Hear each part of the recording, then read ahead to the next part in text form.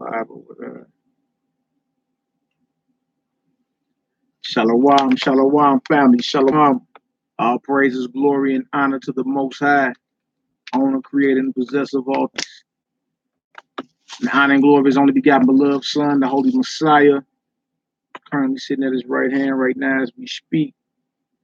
Long live the King. Make sure we all good. Hallelujah. We right back at it. Honor and humility, STL. Sect of the Nazarene, Killsdeck Order, House of Zion, Homeschool, Killsdeck Media, Fourth Tribe, Static Attic, all of the above. May the Most High bless you and yours.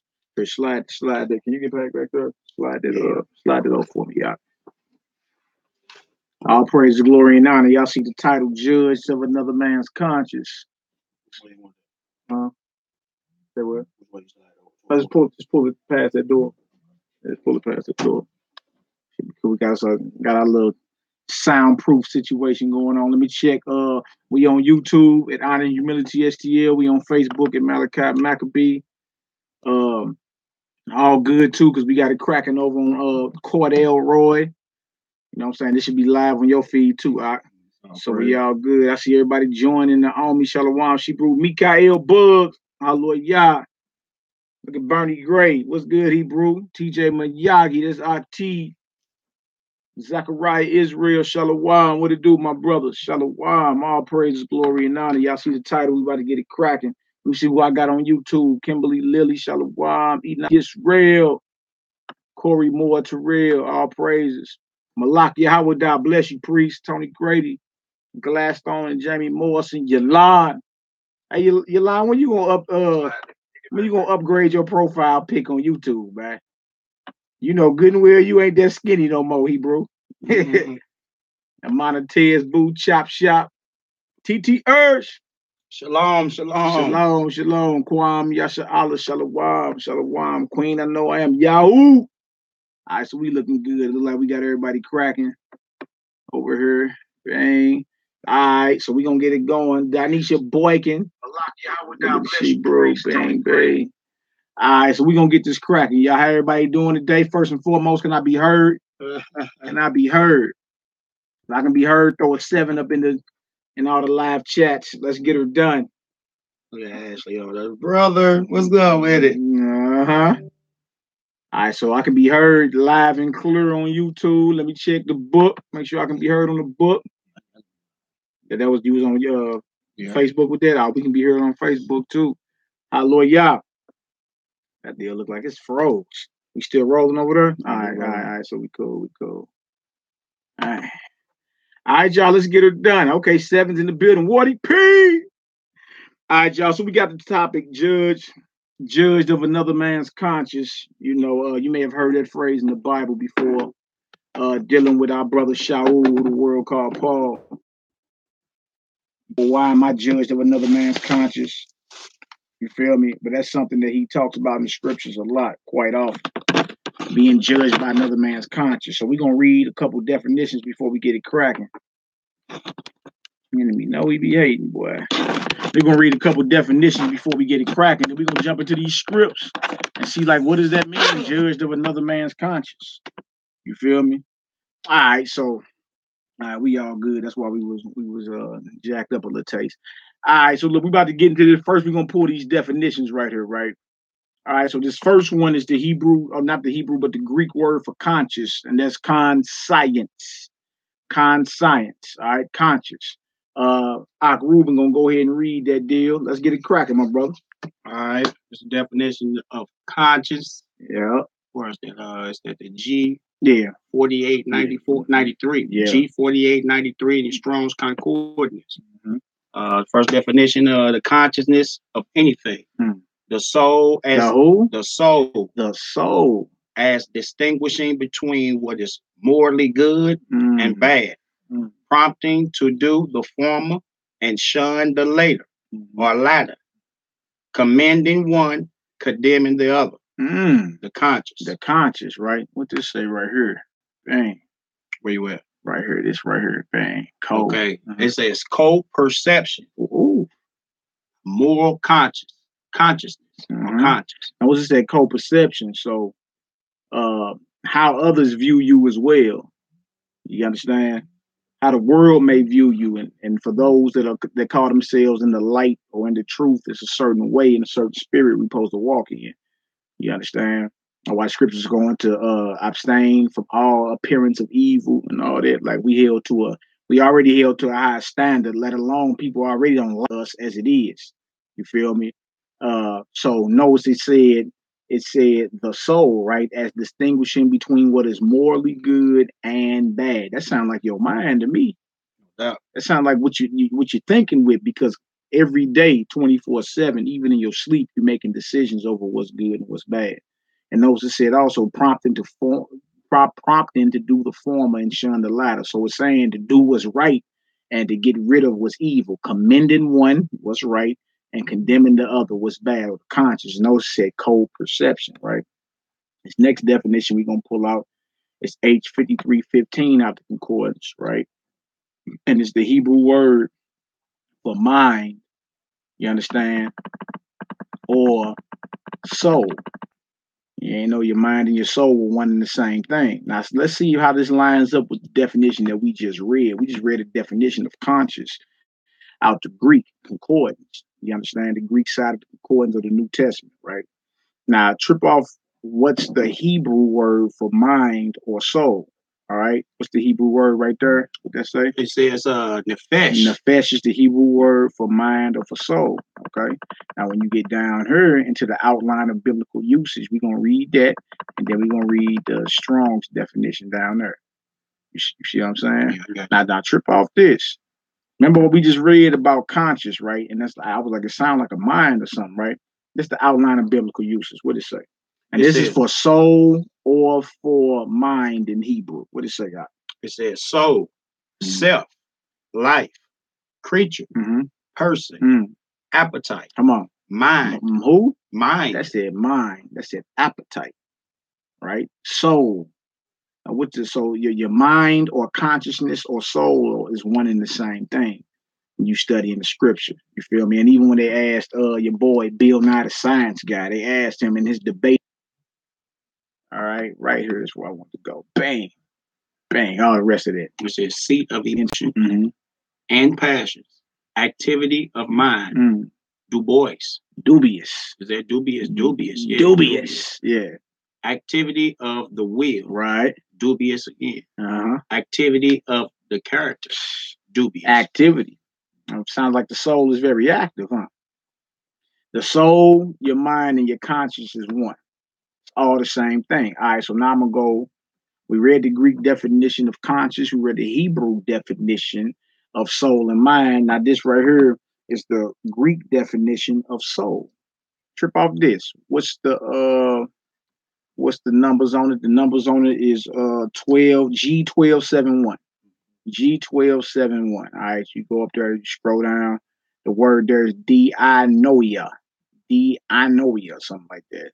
Some of y'all masters at the King's English. All right, what that say, y'all? It says the mind as facility, faculty. No, for faculty, right? Yeah, now trip off this. This right here, he's reading is the Greek word for mind. When you read certain scriptures in the Bible, we're talking about his mind, right? Now trip off this G1271, and it says the mind is what? As a faculty of understanding. Right. Feeling, desiring, understanding. Mind. Whatever IE is. IE means illustrated example. Illustrated example. Right. So mind, illustrated example. Spirit. Way of thinking and feeling. Mind, spirit, way of thinking and feeling. Thoughts. Either good or bad. Now trip off this. What that say down there at the bottom right there? Just a little bit down. Right there. Bang. It says it's deep thought. Who? Deep thought. Deep thought. All right, come on. Properly. Properly. The faculty. Mind or its disposition. By implication. Its exercise. The exercise of the mind? Wow. Imagination. Mind. Understanding. So we didn't read anything about your brain, did we? Because your mind and your brain are two different things. You understand? After you die, they can harvest your brain, take your brain about your skull, but what about your conscience? What about your soul? You understand? What about your mind or your heart? And I ain't talking about this right here. All right. The last word we're gonna look up. The last word we're gonna look up in Hebrew. We did a Hebrew, we did a Greek, we did Hebrew, Greek, we're gonna do another Hebrew. And this is the H3820, and it's the Hebrew word for heart. Out of the heart proceed evil thoughts, right? This is the Hebrew word for heart. The word is lab, right? What does it say, y'all? It says this. It says inner man, mind, will. Hold on, his who? Will. Will. Your mind, right? Go ahead, Doc. Heart. Understanding. Wow. Do y'all hear that? No, and then down here, what does it say? It sounds like your conscience, your heart, your mind, and your soul are all one and the same. That's what it sounds like to me. Sound like it's all one and the same. All right. Now, if y'all got some understanding on that, those were just definitions. But if y'all got some understanding on that, go ahead and put a 7 up in the chat, and then we're gonna get into these scriptures. If you understand when you navigating through scriptures, even though the words may be, all the definitions mean the same. When it comes to your soul, when it comes to your mind, when it comes to your heart, when it comes to your conscience, it all mean the same thing, the exact same thing. All right, look at him talking some siete. Everybody don't know Spanish, man. Everybody don't know Spanish, bro. All right, can you please shout me out, please? Brother, who are you? We gonna shout out the Most High, Yahweh Bahashim Mashiach Yahweh Shalom to the King. That's who we gonna shout out, man. And all praises to the Most High, owner, creator, and possessor of all things, in the name of his only begotten beloved Son, man. Long live the King of Kings. All right. So now that we know that the conscience equal to soul, equal to mind, equal to heart, we want to get into a few scriptures. All right. Bro, say all pain, glory. Yeah, man. I was getting to it. Give me Romans 12 chapter. Right? Romans 12. We're gonna read 1 through 3. Romans 12, 1 through 3.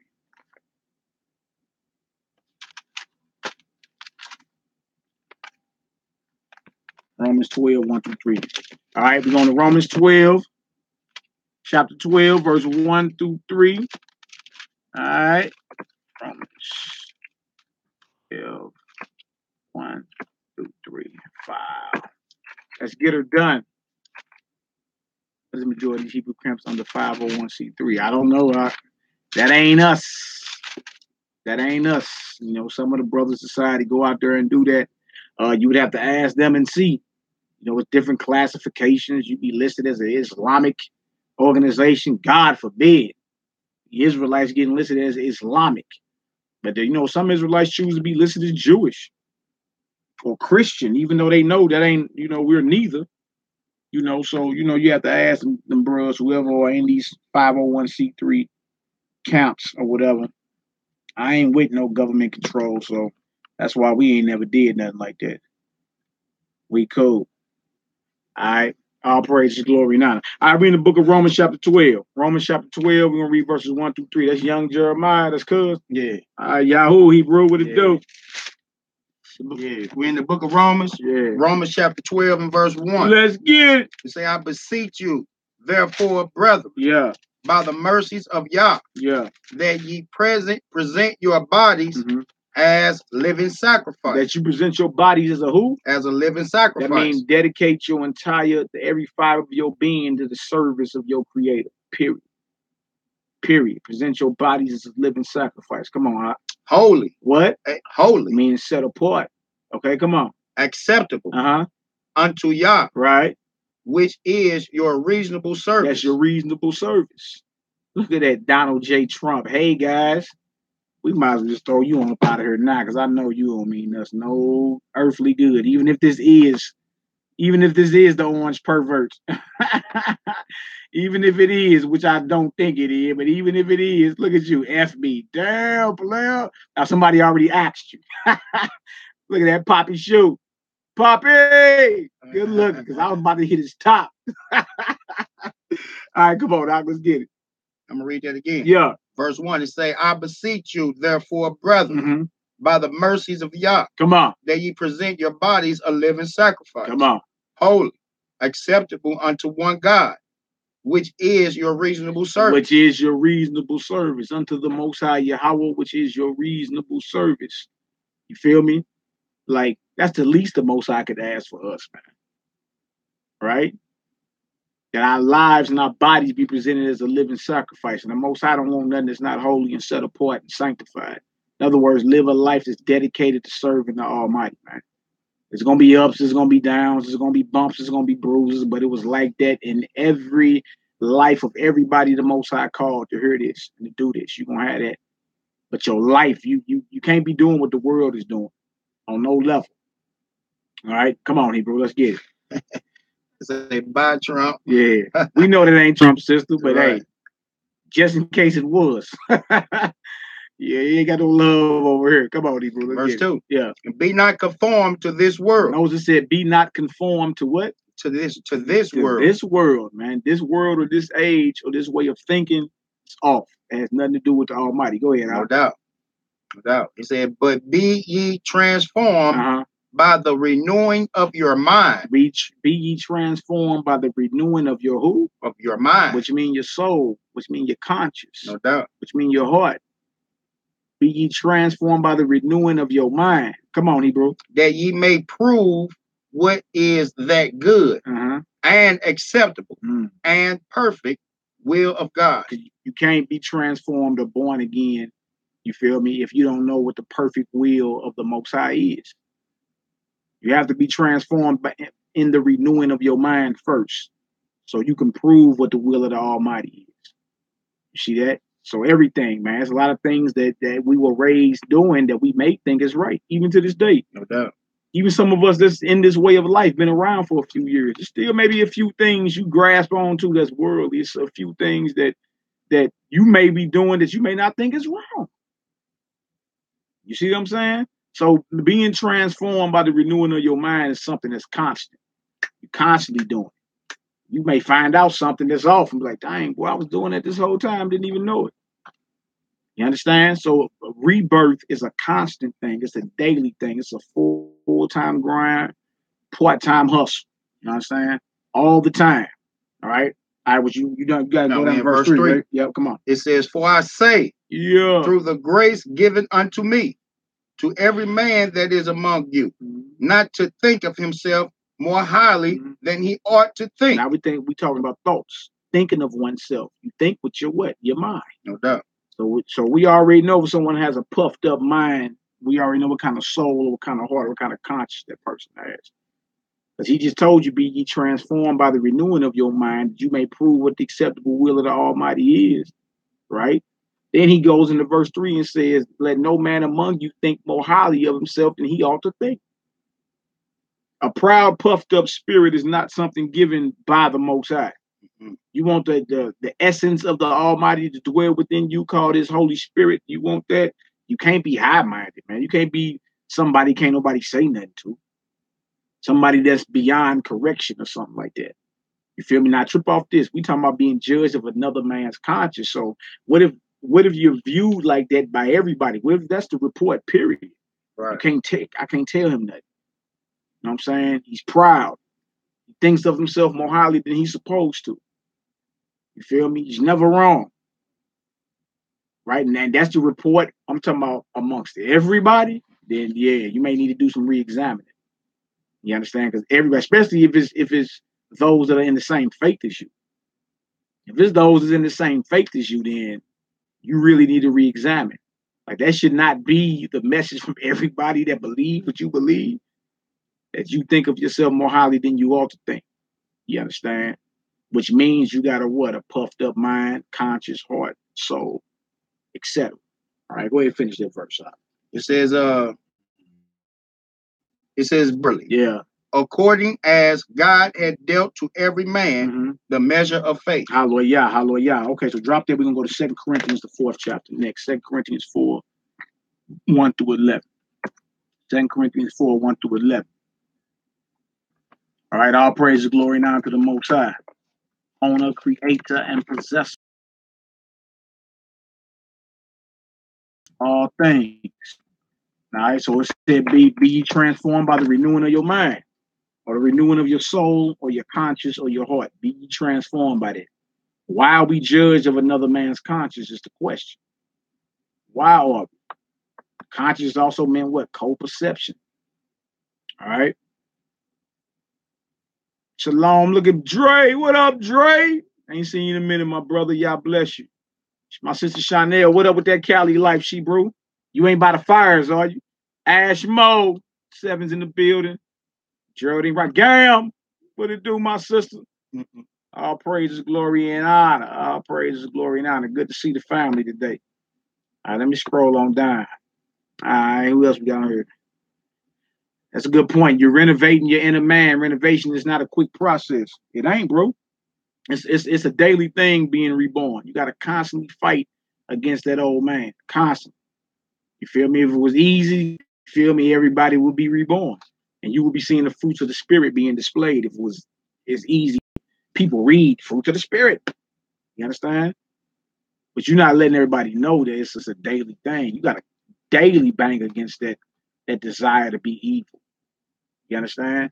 You got to daily fight against that. So we're going to 2 Corinthians 4, 2 Corinthians 4, 1 through 11. 2 Corinthians 4, 1 through 11. I can read, but I can't listen. Okay, sister, go ahead and read. You know, do your thing. All praises, you know. Goes to study to show thyself approved anyway. So that's all good. All right, so we in 2 Corinthians 4, 1 through 11. Let's get it done, my brother. Let's go ahead and feast. Let's feast, baby. All right, we in 2 Corinthians chapter 4. 12 tribes athlete. Big up, bro. Verse 11. Yeah, verse 1 through 11. 1 through 11. Yeah. It says, therefore, seeing we have this ministry, as we have received mercy. Come on. We faint not. Y'all hear that? We received this ministry. To minister means to serve. All right?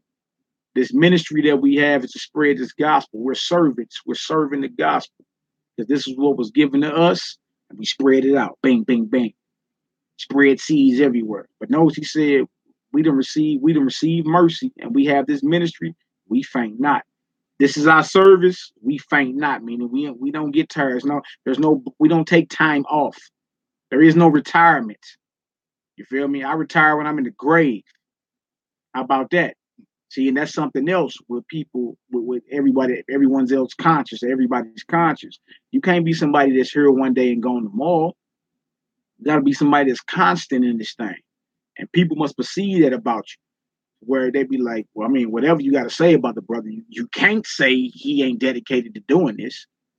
That's one thing that can't be said because of look how you go, right? Don't be perceived as somebody that's here to fleece the flock. For conscience sake, man. Even on just being solid, period, you shouldn't be that. You understand? But for conscience sake, man, think about everybody else, man, that's sincere about this. And you around here just playing around. You know what I'm saying? Piecing the flock, not taking it serious, or being someone that's not constantly doing this, man. That's what we supposed to be doing. We're supposed to be this is our occupation. Shout out to my Akiam, the sons of light, serving of the Lord. Yeah. That's my occupation. Coming with a sword. Shout out to my Akiam, my brothers. You understand? This is our duty, man. This is what we've been. We were. What did he tell Jeremiah? Before you was in your mother's womb, I called you. I knew you. You understand? We were born in our mother's womb to do what we do. You understand? You had asked me 20 years ago if I'd been somebody breaking down the Bible, I'd have laughed at you. Yeah, right.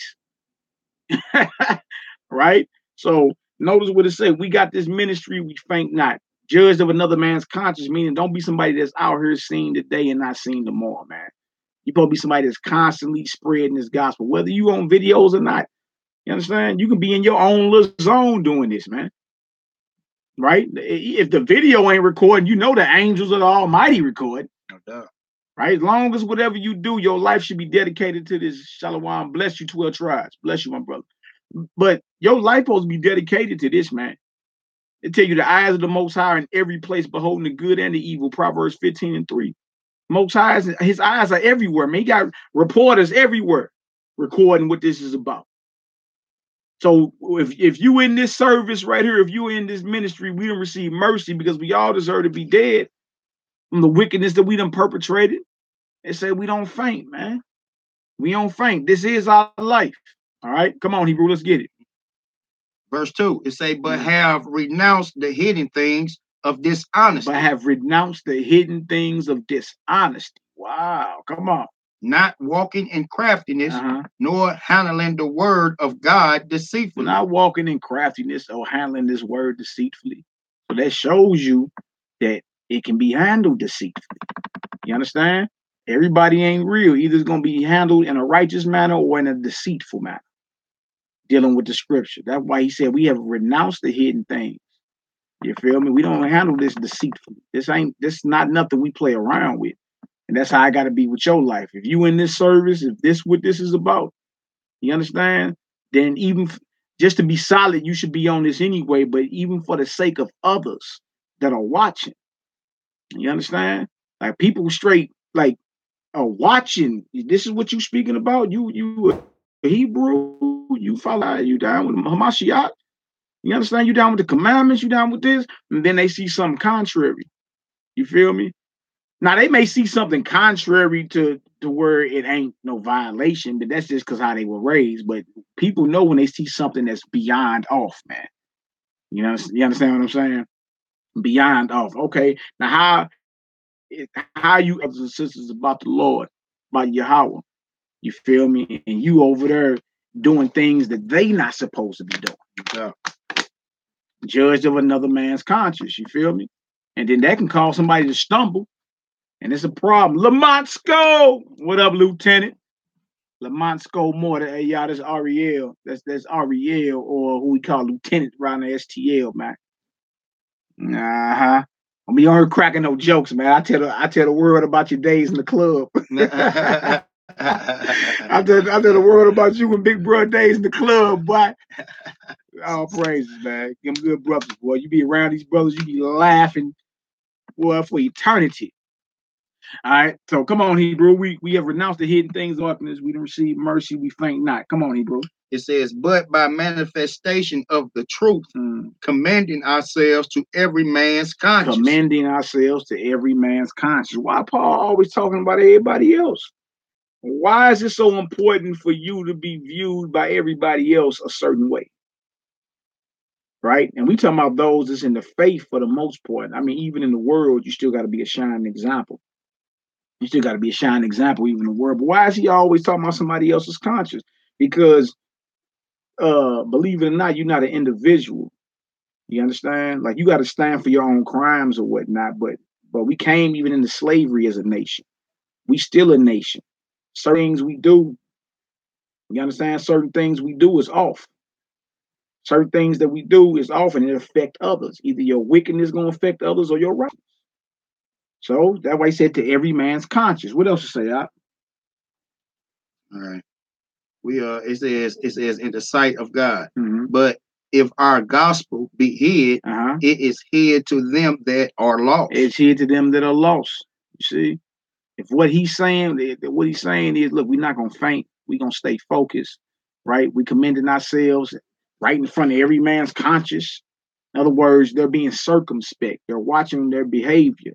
They're watching their actions. They're watching the words. They're watching everything because you never know. This could be a soul that the Most High, right? And when he see you, he don't see no difference between you and the cat on the corner that ain't even talking about the Almighty God. You see, so you ain't just responsible for yourself. You're responsible for others, especially those you wake up. Those the Most High use you to plant a seed. You responsible for them, man. You feel me? It's just what it is.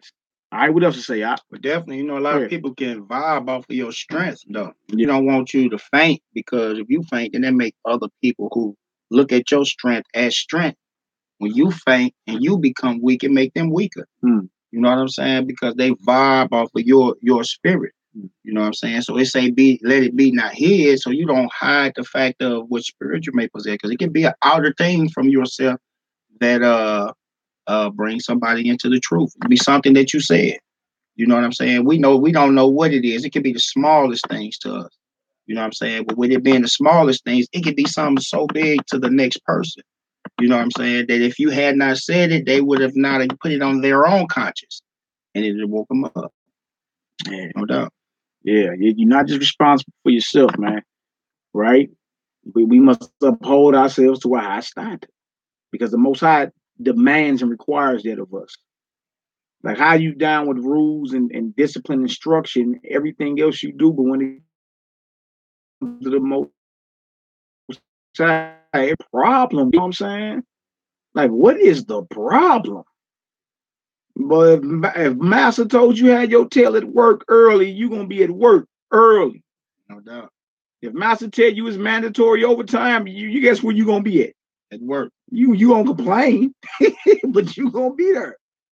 You see? So why, when it comes to the Almighty, why do we play like it's not fair or something? When the very structure that you live in, the very world that you live in, is something that's based off some type of laws and rules and regulations. All right? No doubt. Just is what it is, man. All right, so where we at? What verse? We in verse 4. Yeah. It said, in whom the God of this world hath blinded the minds of them which believe not. Right. Lest the light of the glorious gospel of Christ, who is the image of God, you see that? Should shine unto them. The Messiah is the image of Yahweh. That's a whole nother topic. People don't want to hear that, boy. But it's the truth, all right? Come on, Hebrew. For we preach not ourselves. We in 2 Corinthians, the 4th chapter. 2 Corinthians chapter 4, verse 5. Verse 5. Come on, Hebrew. No doubt. It says, for we preach not ourselves. We don't preach ourselves. We're not here to boast and brag, you understand, and gain a million people following. It ain't, we don't preach ourselves. We preach Yahweh Ba'ashem Yahweh Shah. Come on, Hebrew. But Christ, Yahweh Shah, the Lord. Yeah. And ourselves, your servants, for Yahweh Shah's sake. Come on.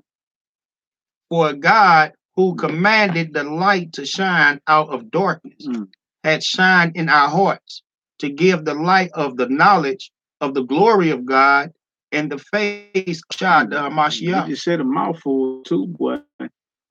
Understand? That was a lot to say right there, and to take in and digest, to eat on and digest. For Yahweh, who commanded the light to shine out of darkness. Now he back in Genesis 1 and 3. No doubt. Let there be light, right? For Yahweh, who commanded the light to shine out of darkness, Genesis 1 and 3, have shined in our hearts. Our who? Our hearts, or our mind, or our conscience, or our soul. We just read all the definitions. They all the same. You see? So you can look at Genesis 1 and 3 as the glorious gospel of Messiah being revealed to a dark mind. You see? This is how powerful this is. That's why it's important to slow down. Because now you can go back to Genesis 1 and 3 where it say, let there be light, and look at the darkness as your dark mind. You understand? And the light as the gospel of a Mashiach. No doubt. That glorious light shining in your mind, and now you're what? You've been renewed by the transformation of your mind. You're a new creature. That was a mouthful what he just said. We just read right over it, speed read.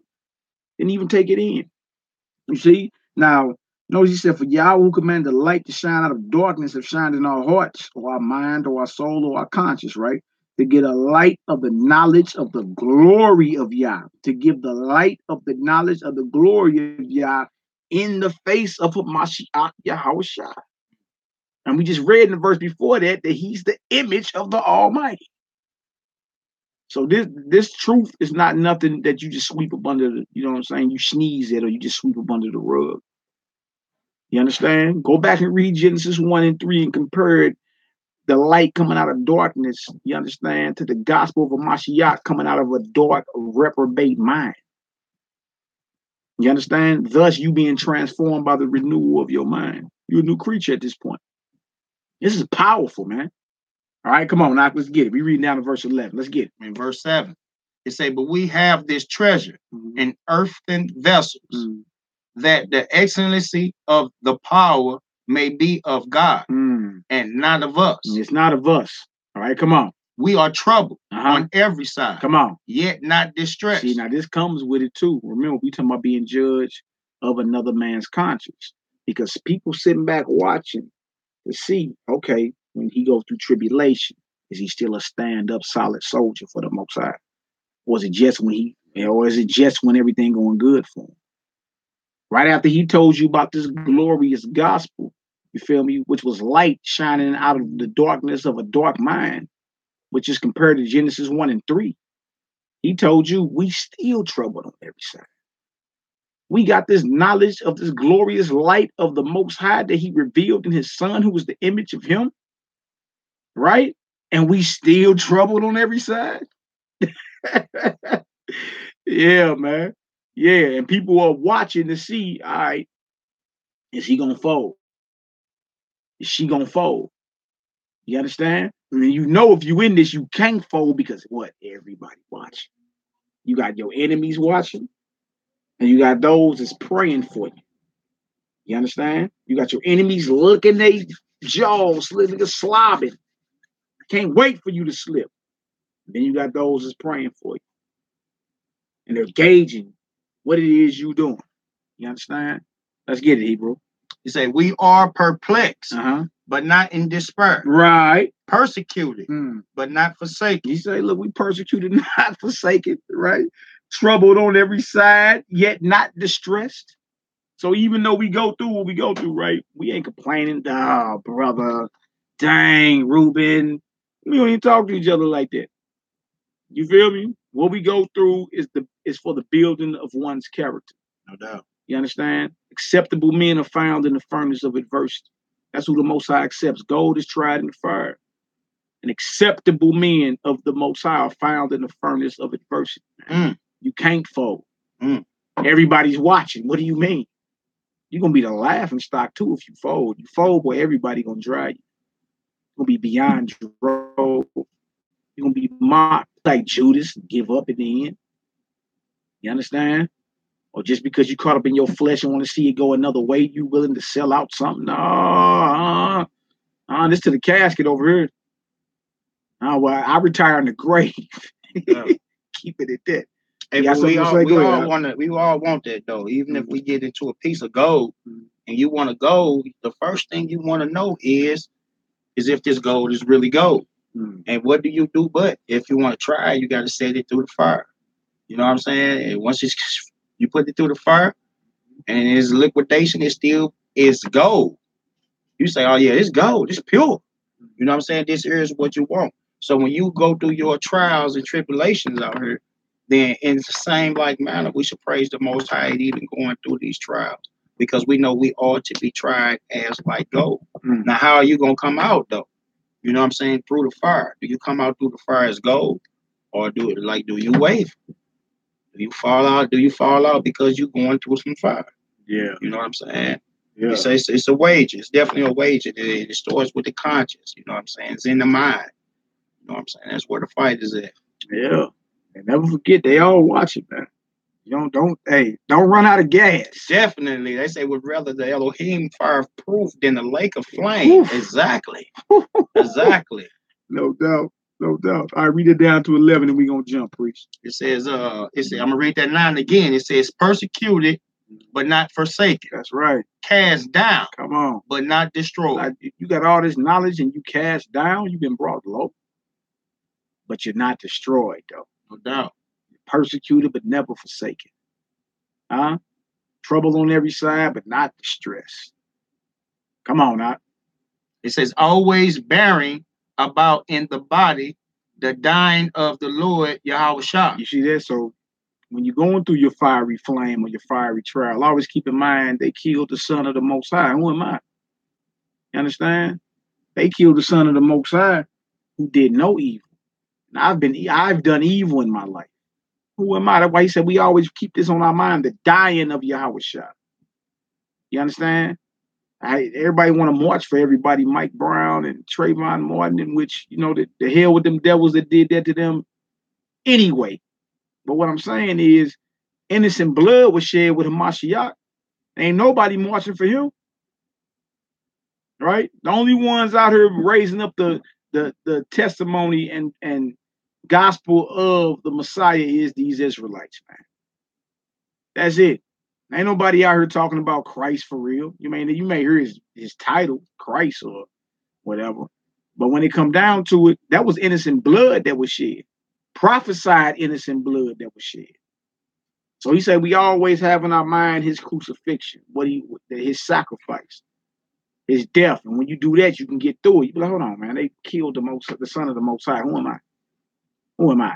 You understand? Surely I'm going to go through it as well, right? All right, come on, now. No doubt. That's what was said. Persecuted they me, persecute they me, persecute they you. Yeah. You know what I'm saying? But it say, I'm going to read that 10 again. Always bearing about in the body the dying of the Lord Yahushua, that the life also of Yahushua might be made manifest in our body. For we which live are always delivered unto death. So you see the death, that his life might be manifest. You see? The sufferings, partaking in his sufferings and eventually his death, you understand? What comes right after that was resurrection.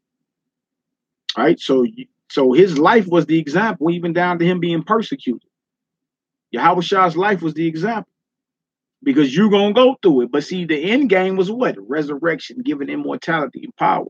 So if you partake in, you understand, if you partake in the persecutions, the sufferings, you feel me? And even eventually the death of the Son of the Almighty, you understand? There's life behind it. You understand? Eternal life. So all praise is glory and honor. What verse was you in, Hebrew? We was finishing up the 11. All right, finish that 11 off from the top again. There's it. From the top again, it says, For we which live are always delivered unto death for Yahushua's sake, that the life also of Yahushua might be made manifest in our mortal flesh. Jump back a few chapters. 2 Corinthians 1:1-13 is where we going next. If y'all getting some understanding thus far, go ahead and type a 7 up in this deal. 2 Corinthians chapter 1. Corinthians chapter 1. Chapter 1:1-13 is where we going next. Y'all get some understanding how Lord Yah judged of another man's conscience, man. And it's just basically saying be circumspect out here. You understand? Realize someone is always watching. Right? And don't be a part-time Hebrew, man. Don't be a part-time Israelite. Right? Don't be somebody that, even with us, we can't be Israelites because the camera's on, and then off the camera, all manner of madness is going on. You feel me? We got to hold ourselves to what the Most High commanded us. He set a high standard, man. That's why a lot of people don't want to, like, when people hear about the God of Israel, they be like, okay, that's what's up. That's powerful. That's mighty. But then when you realize he's going to hold you to a certain discipline, you understand? He's going to hold you to, he going to go live in the done. I did went out when I did. Wait, even though on the YouTube? The YouTube on. Okay. YouTube still on. Facebook done piled off.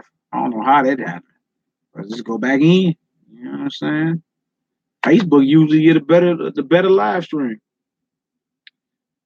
Ruben just let me know.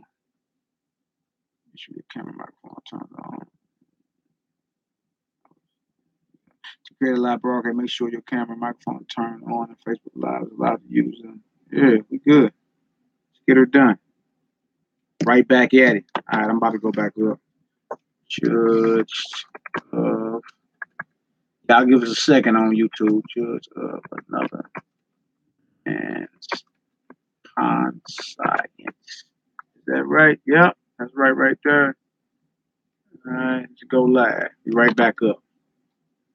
All right, we're right back up on YouTube. Well, the enemy know he be hating around these parts. All right, bang. Facebook freezing. Yeah, I just went back up on Facebook, y'all. I just went back up. I don't know why Facebook tripping like that. Yeah, but you just gotta you can't just be somebody that's part-time. You can't be somebody that's just part-time in this, man. You gotta be all in. Feel me? You're gonna go through it. You're gonna go through it. The tribulation is a promise as well. You're gonna go through that. You understand? You won't be riding on the high horse forever. You're gonna be up, you're gonna be down. You're gonna be up, you're gonna be down. That's part of this walk. All right. All right, so we good. Our 2 Corinthians is where we going next. 2 Corinthians chapter 1. We're gonna read 1-13.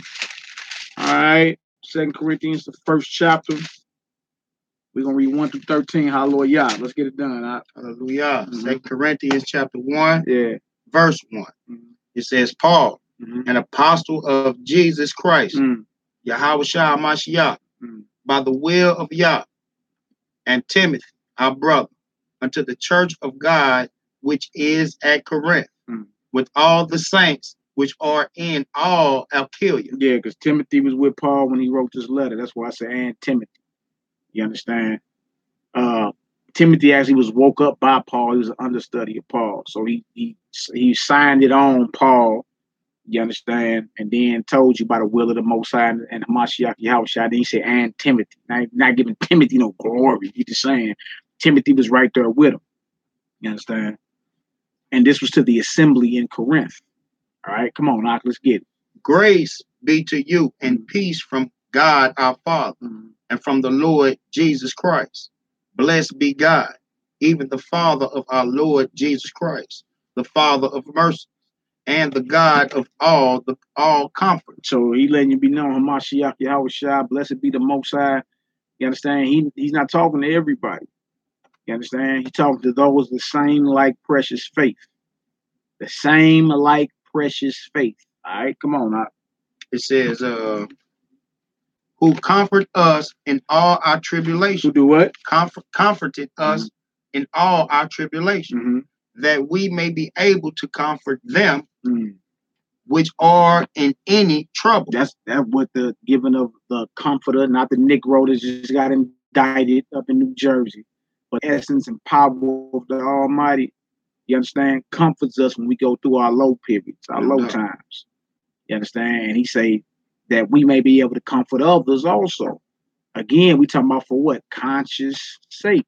Why am I judged of another man's conscience? You understand? Now we in 2 Corinthians chapter 1, and we going into verse we in verse 4. Yes. Yeah. So he comforts us so we can comfort others. Because it's others that's gauging the matter. You feel me? And then when you notice a brother or sister actually going through something, now it's your job to comfort them. You understand? To speak these wholesome words to them so they can, so they can, their spirit and their soul can feed off this and be nourished. You feel me? That's our job. All right. Scriptures also tell you to exhort ye one another daily. Got to constantly rap. We got to constantly exhort or encourage our people. You understand? Constantly, man. You can't do that hating them. Yeah. You can't do that hating them. You feel me? Always mocking and turning them down. You understand? All right, Doc, where we at? Let's get it. Hey, but we definitely understand it when we going through times of trouble. You know what I'm saying? When you fall to your calamities. Now, a lot of times that be how our people is. We really don't want to hear nothing. We ain't want to hear nobody. You know, we go into a mindset where we just want to be alone. But what we would hear is some truth of the Lord. So we get back to that person who we know understands some scripture to comfort the feeling that we have on the inside. Yeah. You know what I'm saying? So we take it back to the script and we gain it. We can see this. We can see this as it play out when we fall to our calamity. Maybe somebody that got a death in the family, and we understand it's something that us as men we can't control. So being we can't control and we fall into that calamity, we don't want to speak to nobody. We only speak to those who understand the script, and we get us some scripture comfort. Yeah, no doubt. Well, I say I fell off for a minute. We all do. Boy, it's a roller coaster. You be up and you be down, man. You be up and you be down, but faithful is he that called you. Never forget that. Never forget that. Faithful is he that called you. All right? And if he took care of the birds out of earth, you understand? Surely you are worth more value than many sparrows, brother. Surely. You understand? If he clothed the grass, which is today and tomorrow in the furnace, surely you are worth more value than grass. You see? Most High God is a lot of it got to do with our belief, man. No doubt.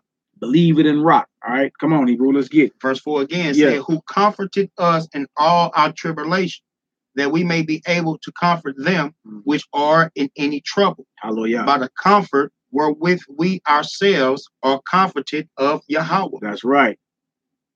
For as the suffering of Christ abounded in us, so our consolation also abounded by Christ. See, so if the sufferings, we go through the sufferings, we get the kingdom. That's what it's going into. You feel me? And there are people that's gauging how you handle it, and you supposed to be gauging how others are handling it too, and to comfort them and to build them up. When the brothers got weak in what's called the Old Testament, a lot of them, when the angels came, they got weak and fell out. Fell on their face like, whoa, what is that? Who is that? And then what they have to do, the angel have to what? Come speak encouraging words to them and build them up and tell them what? Fear not. You understand? Don't even worry about it. Get on up. Don't even worry about it. I'm here to answer your prayer. You see? That's how we got to be, man. The word actually nourishes our soul, our spirit. Kwam Yasha Allah, rise Israel, Ma'ak Yadi, Shalom, Hebrew. That's right, exhort or encourage them. All right, come on, Hebrew, let's get it. It says, verse 6, and whether we be afflicted, it is for your consolation. I trip off that. If we afflicted, why is it for your reward? Because you're looking at how we handle it and say, you know what? I can get through that. I can get through that. That brother got through it. I can get through it.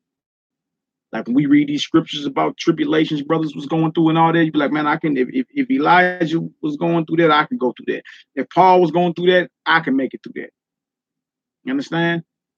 Yahushua went through that and he say, follow me. Well, I got to follow me. It's just what it is, man. But you never know how you handle a certain situation that others think they couldn't handle when it strengthens somebody. And when I say strength, I ain't even talking about your physical muscles. I'm talking about your mind, right? Which is your conscience, which is your soul, which is your heart. All of it means the same thing. How you strengthen somebody in belief, in mindset. All right, come on, Hebrew. It says, and whether we be afflicted, it is for your consolation and salvation. Hallelujah. Which is effectual in the enduring of the same suffering. It's effectual. No doubt. Which we also suffer. And we know it, that's the same thing. We're going through, I'm going through the same thing right now. Let's strengthen somebody else up. Yeah. You know what I'm saying? Just to know for sure you ain't the only one to go through it. And like we were saying, you see the strength of somebody else. How they handling it. I ain't in my room by myself. You know what I'm saying? Just alone going through this same thing you going through. You know what I'm saying? There's strength within itself. There's comforting to the spirit of a weak spirit. Not to say that it's weak, but we understand when we feel to our calamity, we feel weak. You know, we don't eat, can't get up, ain't used the bathroom in 3 days. You know what I'm saying? You feel weak, but you need some type of a strength. That's what we're here for. Exhort ye one another daily. You understand? Strengthen the soul, strengthen the mind, strengthen the conscience, strengthen the heart. How do you do that? By being there for one another. You understand? I went through the same thing. I don't even worry about it. Most I got you. You're going through your test right now. Right? So you can find out something about yourself. Most I already know who he is. He already know who gonna pass and who gonna fail. He already know that. It's about you. It's about you realizing your full spiritual wealth or your full spiritual potential. That's what it's about. It ain't about nothing else. He already know. Ain't like you gonna do something. He gonna say the most. I gonna say, "Dang, you surprised me." He already know what you gonna do. You understand? He already know exactly what this whole thing is about. Right? So it's about you realizing your full spiritual potential. On the book, they steady ending us on the book, boy. I guess so. I'm gonna stay up off Facebook right now. They keep playing. I don't know why. Yeah, but it's about you realizing your full spiritual potential. That's what it's about, constantly. All right? So let's get it, Hebrew. That's right. That's why we don't worry. That's why we don't worry. Most of the prophets went to prison. Yeah. Yeah. Yeah, a lot of them. Zebediah Boaz, you better get about your flesh. Shalom, Hebrew. All right, what verse you in, Hebrew? We're in verse chapter what? We're in 2 Corinthians chapter 1, and we're in verse 8. 2 Corinthians chapter 1, verse 8. Let's get it. It's the Truth Hurts Facebook. Yeah, Facebook clowning today. Usually it's YouTube. Facebook clowning today. We just borrowing our waves. That's it. All right, come on, Hebrew. For we would not, brethren, have you ignorant of our trouble which came to us in Asia, that we were pressed out of measure, above strength. So, I mean, it seemed hopeless to the brothers at certain points. You got to get out of here. You feel me? It just seemed hopeless, man. All type of calamity was happening. You feel me? And these are vessels of light. These are the brothers that hold the glorious gospel that's compared to the light shining out of darkness in Genesis 1 and 3. Brothers who have been transformed by the renewing of their mind. He said right here that we were what? He said that we were pressed out of measure above strength. And he's like, look, I don't want y'all to be ignorant of what happened to us. Just because you got this truth don't mean tribulation ain't coming, man. Matter of fact, do me that real quick. Hold your spot there. 2 Timothy 3 and 12, if you can. 2 Timothy 3 and 12. Tribulation is a promise. Understand? Tribulation is a promise, man. And you going through it, how you handle it, you understand? How you still keep your devotion, how you still keep that strong character is a test for you because everybody's watching. You understand? And you punking out could wound somebody else's conscience. You don't even know it. How many people was actually dependent on you? No doubt. You done punked out. You understand? And wounded somebody else's conscience. Now he back in the world being some type of gangster. Then straight, I'm talking about, then took yourself out and a whole flock of other bros. No doubt. Because you ain't had the strength to endure. All right. Look at the Philistines, how they felt when Goliath dropped. That was where their faith was at. Faith was right in Goliath. So the very time you saying this man, your strength, that was their strength. Send out Goliath. And you see him drop and get his head cut off, that made everybody else run. Everybody got out of there like, man, look, it's over. Fight's over. They ain't even fought nothing. But they were scared because where they had their strength into it was over. It dropped. Yeah. Faith was in that. Give me 2 Timothy 3, start at 10 for me. 2 Timothy chapter 3. We going to that story, Tyrone. This one of our stories we going to. By Elder Eleazar, 2 Timothy 3, 10 through 12. I need that real quick, and then we're gonna go back to where we was at. We was in 2 Corinthians 1, right? Yeah. Yeah. All right, so let's get this real quick, then we're gonna go on back. In 2 Timothy chapter 3, verse 10. It says, but thou hast fully known my doctrine, manner of life, purpose, come on, faith, long suffering, charity, patience, persecutions, afflictions. Hold on. He naming a whole bunch of stuff, ain't he? He said, you fully know what I done went through. He telling Timothy this. You know what it is. My persecutions, my afflictions, my charity, my patience. You understand? Like the whole nine, the whole spectrum of this thing. All right, come on now. Which came unto me in Antioch. And I in it's our word, Iconium. Yeah. At Lystra. Lystra. What persecutions I endured. Yeah, what I endured? Persecutions. What persecutions I endured. Right? Come on. But out of them all, the Lord delivered. Yahweh delivered me out of every last one of them. And that's the promise. You'll be delivered as well. Yeah. You understand? You just got to be straight solid in this thing, man. And understand you ain't just doing this for yourself. You feel me? You don't know how many more people are watching and depending on you. You don't even know. All right? Come on, Hebrew. What was you reading? 10 through 13. No, we going down. No, going down. Going down to the end. Okay, it says, yeah.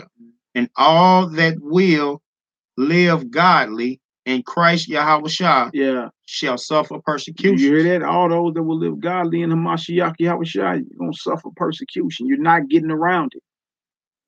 You feel me? And it's to build your characters, for you to realize your full spiritual potential, and for others to be strong off what you're going through because of how you handle it. You see? None of us live and none of us die unto ourselves. Stop thinking on an individual basis and start thinking as a nation. We a nation of people, right? What you think individually you finna get this thing done? You think individually you about to make it up out of here? Individually. You see? Nah, man, this thing is serious. Mally, did you get my message on the family in Turkey that walk on all fours? No, I ain't get that. Show me that. Look at my baby Juju on her. Little Judea. Daddy. my baby girl on her. Take notes, baby. You and your brother. All right. Now I didn't get that message. When you send that to, send it to my my Facebook Messenger, Kendra B. Now I try to take a look at it. I get a lot of messages there. All right, come on, Hebrew. Let's get it. All right. It says, but evil men, we're in verse 13. Yeah. It says, but evil men and seducers shall wax worse and worse. Come on. Deceiving and being deceived. Deceiving and being deceived, man. Worse and worse. Come on. But continue thou in the things which thou hast learned. Right. And has been assured of, knowing whom thou hast learned them. He just told him stick fast to what it is that you know, that you've learned. Right? And that you were assured of because you know who you learned them from. Like, what do he mean by that? Well, Paul taught Timothy. You understand? So he knows. He told him, you know my walk, my faith, my this. You understand? You know all that. So be assured, because Paul just saying the life I live. If you don't believe me, like Yahweh said, believe the work. The work can tell you all about if this person's serious or not. You see, the work will let you know if this person's serious or not. The work, the diligence, the steadfastness, what's on their mouth, how they maneuver, it'll let you know. All right, come on, Hebrew. It says, but in the things that I was learning, it says, and that from a child, in verse 15, and that from a child thou hast known the Holy Scriptures, which are able to make thee wise unto salvation through faith which is in Christ Yahweh. Come on. All scriptures is given by inspiration of God. Only the ones I like. Now, all scriptures. Some of the scriptures. All scriptures. Only the New Testament. All scriptures. All scriptures are what? Is given by inspiration of Yah. They're backed by the breath of the Almighty. Guided by the Spirit of the Almighty. All right, come on. It says, and it's profitable for doctrine, for reproof, for correction, for instruction in righteousness, that the man of God may be perfect, thoroughly, or is that thoroughly? Thoroughly furnished unto all good works. So it's for your benefit. So it's for your benefit. No doubt. It's all for your benefit, man. You understand? It's all for your benefit. It's all for you to realize your full spiritual potential, period, dot. That's what this is about. Right? And for others to gain strength off you as well, based off how the Almighty is dealing with you and based off your character when you go into your fiery trial. Why am I judged of another man's conscience? Why? Right? Now, if you are a selfish person, you can't feel that. You can't feel that saying. You like, what you got to do with me? Nigga, what you got to do with me? But if you a spiritual person, you like, that make all the sense in the world. You feel me? Because I know I can't be out here caught slipping. You feel me? We can't be out here caught slipping. We can't. You understand? Because that would it will affect so many, man. It will affect so many. You feel me? I'm already not liked as it is by a whole bunch of folk, you know what I'm saying? And I'm gonna say this too. I can't be out here caught slipping, violating the law of God. Put it that way. It may be some things I do that's not violation. You understand? That you just don't agree with, but it may not be violation. No doubt. Now that's something we can always dialogue about, but I can't be out here violating the commandments of the Most High. Poppy say, I'm calling you out. Don't apologize and say sorry. You better. You better. Yeah, because they know me. I'm a bomb dropper. You get caught slipping over here is what it is. It's what it is. Yeah, they'll be all right. I'm not in the cult, but a family. That's right, Kendra. But that's how it is, though, in the family, though. You know, we're supposed to bring each other up as family. Look at her. What? So, Mally, you are not perfect. You don't say. No, I'm not. I strive to be. Most definitely. You understand? I ain't finna get on here and act like I'm the groovy guru or something. Like I just floated in the room. Like I don't be on the porcelain commode or the iron throne 4 times a day. Man. I'm a man. You know what I'm saying? I don't make no excuses for myself, man. Hey, but spitting scriptures, though, you know, even when you are here, even for myself as a man, spitting scriptures, I hit my own conscience of things I thought and did wrong. You know, Stone it, you know what I'm saying? So catch you slipping. That's even when you spitting scripture to other people. You think in your mind, like, dang, hold on, I need to correct that with that myself. You know what I'm saying? So, you can't really looking at, you know, certain brothers once you get into understand the scripture that you look at yourself as being perfect. You know what I'm saying? Because like I say, for reproof and correction, we being reproofed and corrected as we go through the scriptures all the time. You know what I'm saying? So definitely. Yeah, no doubt. Bro. I say, damn, 4 times a day. I'm just putting a number out there. I'm just saying. You feel me? But someone that's perfect scripturally is somebody that hates evil, that fears the Most High and hate evil. So in that aspect, but I can't say I'm flawless. I ain't a Mashiach. You understand? But hey, I strive to be. No doubt. I strive to be. Bang every day. You understand? But understand, like And shout out to Daniel Solomon. He always say that, boy, when the light catch you, be on point, man. You understand? Like, we can't afford to go out here and be looking all silly and be out here stanky legging and you feel me? Like you ain't finna catch me out here in skinny jeans and stingy shirts that stop right here and ass all outside. I ain't even catch me out here like that. You ain't catch me out here like that, no. You feel me? Like it's a certain way we got to carry ourselves because others are looking. You feel me? Not only because you're supposed to be doing it anyway, but because others are looking and you are judged based off another man's conscience. Y'all on her clowning, man. You better not.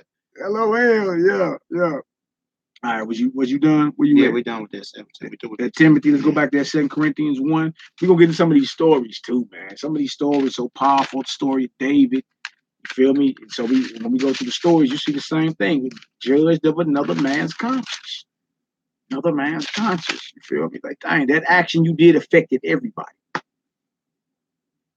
You understand? And then how many more people who perceived you as somebody that was spiritual, somebody that Most High was dealing with, caught you doing something unlawful?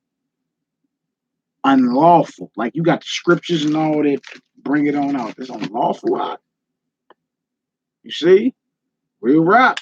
And then how many more people say, dang, the elder did it, it must be cool to do it. You gotta hold yourself. All right, let's get on back to that. What verse was you in that 2 Corinthians? 2 Corinthians 1 and what? That's funny. You're only going down to 13. Right. I'm gonna reread this 8. We actually at the end of 8. Okay. But I'm gonna reread verse 8. It said, "For we would not, brethren, have you ignorant of our trouble, which came to us in Asia, that we were pressed out of measure above strength, and so much that we despaired even of life. We despaired even of life. But we had the sentence of death in ourselves." Meaning we gonna die before we let this truth go. We're dead men before we stop this truth just because we're going through some type of hell. You understand? Go ahead, Al. That we should not trust in ourselves, but in Yahweh. That's right. Which raiseth the dead, who delivered us from so great a death, and doeth deliver, in whom we trust that he will yet deliver us. Ye also, we went down to 11. Going down to 13. Yeah. Ye also helping together by prayer for us. Ye also doing what? Ye also helping together. Yeah. By prayer for us. You see that? You see, this is not an individual thing. Yeah, you're going to have to stand in line for your own individual crimes, but outside of that, this is a we thing. There's no you, there's no I, there's only us. This is a we thing. French, we. Us. You see? Come on, Hebrew. That for the gift bestowed upon us by the means of many persons, thanks may be given by many on our behalf. For our rejoicing is this, the testimony of our conscience. For the testimony of who? Of our conscience. Testimony of our conscience. No matter what we went through, we kept it solid here. We kept our conscience, our mind, our soul, our heart pure. All right, come on, Hebrew. That in simplicity and godly sense, not with fleshly wisdom, but by grace of Yahweh, we have our common in the world and more abundant to youward. For we write none other thing unto you, that what we read our acknowledge, that what ye read or acknowledge, and I trust ye shall acknowledge even to the end. Even unto who? And even to Don't the even end. matter. Even unto the end. Even unto the end. Beautiful thing, man. Our rejoicing is this. Testimony of our conscience. Godly sincerity. Simplicity of heart. That's what this thing is about. Be sincere. You understand? Be solid in what you're doing. All right. Drop that. Let's go to 1 Thessalonians 5. 1 Thessalonians 5. We're going to read 24. That's 5. 11 through 24. Hallelujah. Y'all get there. All praise, glory, and honor. Let me check this internet signal. Both have a strong internet signal around this deal. Oh, yeah, we strong.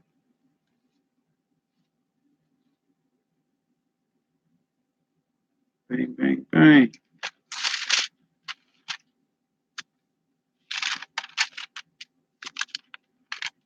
All right, cool. Bang, bang, bang.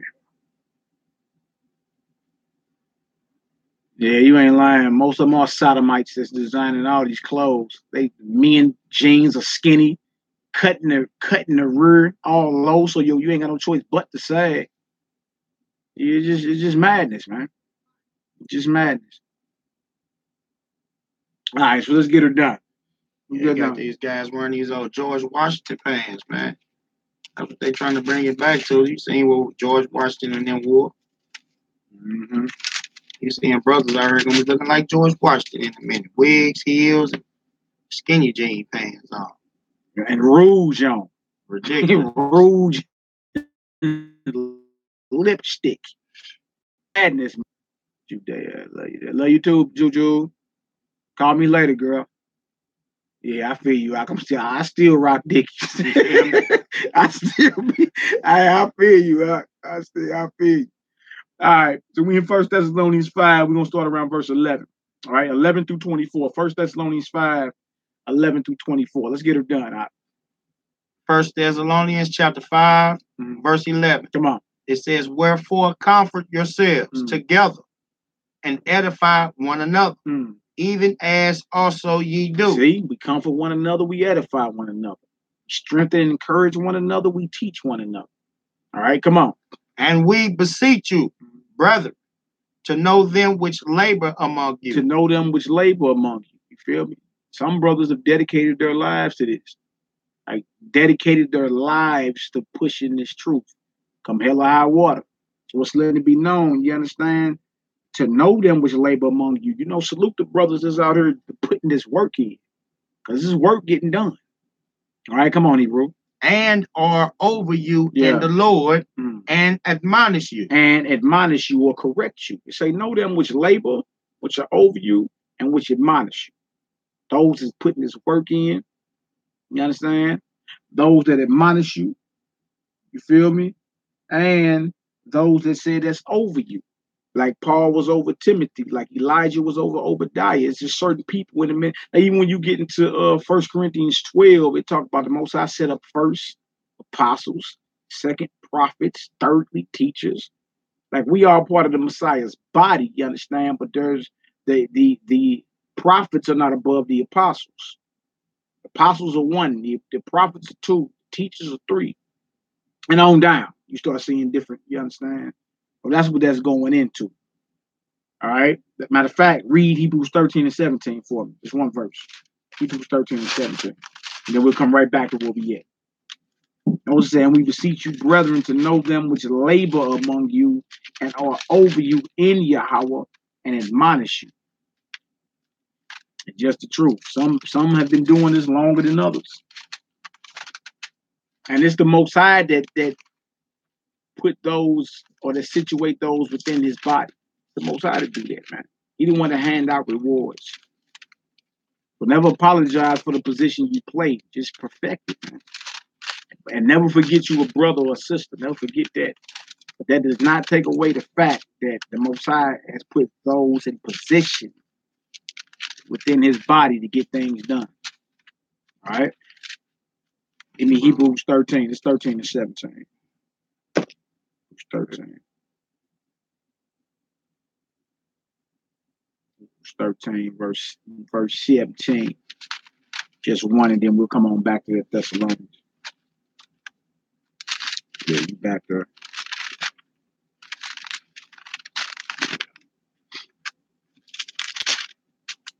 Hebrews 13 and 17. 5 and brethren, to know them which labor among you and are over you in the master and admonish you. To know them, right? Hebrews 13 and with verse 17. It says, obey them that have the rule over you. So contrary to popular belief, there are those that have rank over other brothers within the body of the Messiah. You understand? And just based off the work, you know who it is. It ain't nothing to be like, brother, I'm a so-and-so. Like, you got to announce yourself with your titles and all that. Just do the work and it'll show, you understand, who the Most High got in position. Put it that way. All right, come on now. It says, and obey them that have rule over you and submit yourselves, for they watch for your souls. That's how you know this is somebody that's in the truth. But they watch for your souls. They ain't talking about the police, right? Even though you shouldn't be rebellious with them either. I used to have that bad, boy. I used to get pulled over and, boy, damn near spit on the police. Got to hurry up and get that together. That ain't how you supposed to be moving. Yeah. Messiah said it. What Messiah say? He said, agree with your adversary. Why you in the way with? He got you jammed up. What you talking about? And he got the power to kill. He got a license to kill, man. Contend not with a man. Got the taste of blood in his mouth. Nah. They watch for your soul. All right, come on. As they that must give account, that they may do it with joy. That they may what? Do it with joy. You know, it said that they may give an account and do it with joy, because you are responsible for those that you bring this knowledge to. You got to give an account to the Most High about what they were doing. You feel me? And a lot of the things that they do, they're doing based off what you do. You're talking about what? Another man's conscience, right? Mm-hmm. You're talking about co-perception. You bring into the truth, see you doing some madness, they're going to think it's okay to do madness, to do evil. You see? Those that are over you, those that have brought you this word, brothers that, you know what I'm saying, teach this, live this. All right, come on now. It says, that they may do it with joy and not with grief, for that is unprofitable for you. That is profitable to you. You see that? So he's letting it be known. Obey them that have the rule over you and submit to them. You understand? Brothers like, hey, bro, stop by the store and grab some ice. Get it done, man. I ain't telling you to obey evil, to obey wickedness. You understand? No, to obey because the Most High is above all. But if it's something simple, that's an order. Get it done, man. Paul always charged Timothy. I charge you in the presence of the Most High. Man, you in charge. Get this done, man. This work got to get done out here. And the scriptures going into everything is about discipline and order dealing with the Almighty. Jump on back to that Thessalonians we was in. We was in 1 Thessalonians 5. Read that 12 again. Let's read on out. 1 Thessalonians chapter 5 and verse 12. Come on. It says, and we beseech you, brethren, to know them which labor among you. That's right. And are over you in the Lord. That's why we went to Hebrews 13 and 17. All right, go ahead. And admonish you. And admonish you, because those that are over you and those that labor among you, account. They got to give an account. So they're going to correct you. And admonition is not as strong as a rebuke, but it is a correction. Hey, you went off from that one, man. You tripping. All right, come on now. And to esteem them very highly in love for their works' sake. And be at peace among yourselves. That's right. That's right. Come on now. Now we exhort you, brethren, warn them that are unruly. Warn them that are not walking according to the commands of the Almighty. Or warn them that are unruly. You understand? Those striving to do their own thing or come in with their own understandings, and they ain't got nothing to do with the scripture. Like stuff just getting made up on the fly now. You understand? Or we hold anything but the scriptures aren't allowed to be the judge, jury, and executor. You see? That's unruly because there's no rules or laws to govern what's happening. All right, come on, let's get it. No doubt. Bro say with love and overstanding. That's right. That's right, Doc. It says, and to esteem them very highly in love for their work's sake, and be at peace among yourselves. Now we exhort you, brethren, warn them that are unruly, comfort the feeble-minded, support the weak, be patient towards all men. You see how we supposed to be? Patient toward all men, support the weak, comforting the feeble-minded, comfort the feeble, the weak-minded, or the weak soul, or the weak conscience, or the weak of heart. But you know what else the Bible calls it? The faint of heart. Right? Say comfort them, man. Not mock them. Look at this weak nigga over here. No, comfort them. right? With these encouraging words, then build these brothers up, man. Everybody wasn't raised with their father. Everybody wasn't raised with their father. Every man wasn't today. To where certain brothers don't know how to be men. Well, you got to show them then. You got it, right? And that nigga too emotional. You understand? That nigga's too emotional, man. That 444, yeah, you been talking about it, buddy. That nigga too emotional. Well, it's your job. It's bring the solution. It's your time to go ahead and bring them on up. Raise them on up to being strong then in the Almighty. You feel me? The scriptures say, comfort the feeble mind. Look at that. That's your son. This man, let's see. Let's see. What's up, boy? Shalom, boy. Little jokers. All our short leggers on here today. They checking on in, ain't they? Oh, yeah, little joker. All right, where we at? Comfort the feeble-minded, though, man. Scripture tell you that comfort the feeble, right? Then it says, support the weak and be patient toward all men. What's this thing about not having patience, man? Like that's cool or something. Ain't nothing cool about that. Shalom, Akyam, my Ak Charles. What up, bro? What up, Hebrew? All right, come on, Ak. It says, seeing that none render evil for evil unto any man, but ever follow that which is good, both among yourselves and to all men. You see that? Don't render evil for evil, man. We can get into this. In other words, don't add fuel to the fire. Yeah, no doubt. Stop adding fuel to the fire, man. Who's gonna bring the water to put the fire out?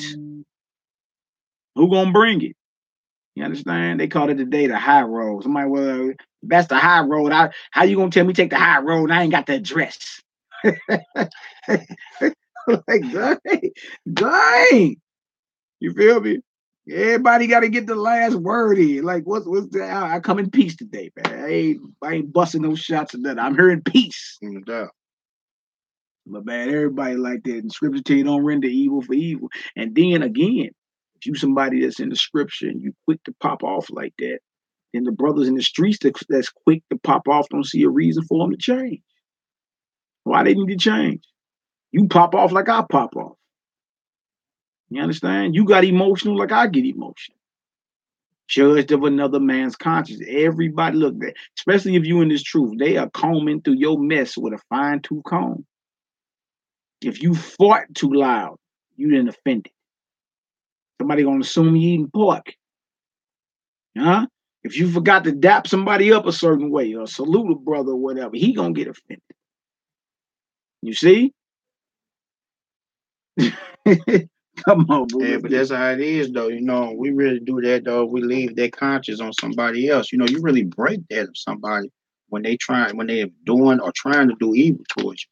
When you don't render their evil for evil, when you don't try to do the thing that they're doing towards you, just let them have the spirit. The next thing you know, they looking at them sick with their spirit, like, why do I even have the spirit? You know what I'm saying? It's just rebuke them. Yeah. You know what I'm saying? So you don't have to keep that going on because, as we add fuel to the fire, then here we go. We both shooting at each other after a minute. Oh, for what? We don't know for what until somebody dead. Oh, he dead. Well, what happened? Well, I shouldn't even just over something petty. You know what I'm saying? We didn't have to keep adding fuel to the fire. It's always petty after it go down. You understand? But the brother Ariel Alb in Israel, Shalom, Art. Friday grill up, bro. We be through when we get off. we be doing a few hours, man. Bro. Go ahead, fire that grill on up, brother. Turkey legs, bro. Yeah, get that grenadine pouring, brother. Look at him, LOL. LOL, yeah. That's right. They don't know how to react to your silence. Look man. at bro Zebediah say me too. Yeah. Zeb, you grill too, boy. Yeah. Fire them grills on up. Me and Ruban. Yeah, bro. Go and cook up some of that flesh. Yeah. All praise to the Most High. I look to my sister Poppy shoot, right? I remember one time a brother mad at me. They were mad at your brother. Nigga, I'm talking about popping off. Veins was coming out the neck. Nigga, you ain't. Nigga, you start seeing how people really feel about you. I'm just laughing. I'm like, bless you too, brother. You know what I'm saying? And it paused him. He didn't know how to take it. It charred mammal flesh. Y'all clouded. I take some corn on the cob. Y'all clouded. But yeah, in other words, when you bless somebody that cursed you, they don't know how to take it. It actually takes the the gun away from them. You feel me? Or the sword out of their hand. Like how many times you gonna be mad if somebody keeps saying bless you too? Bless you too. You know what I'm saying? Bless you too, bro.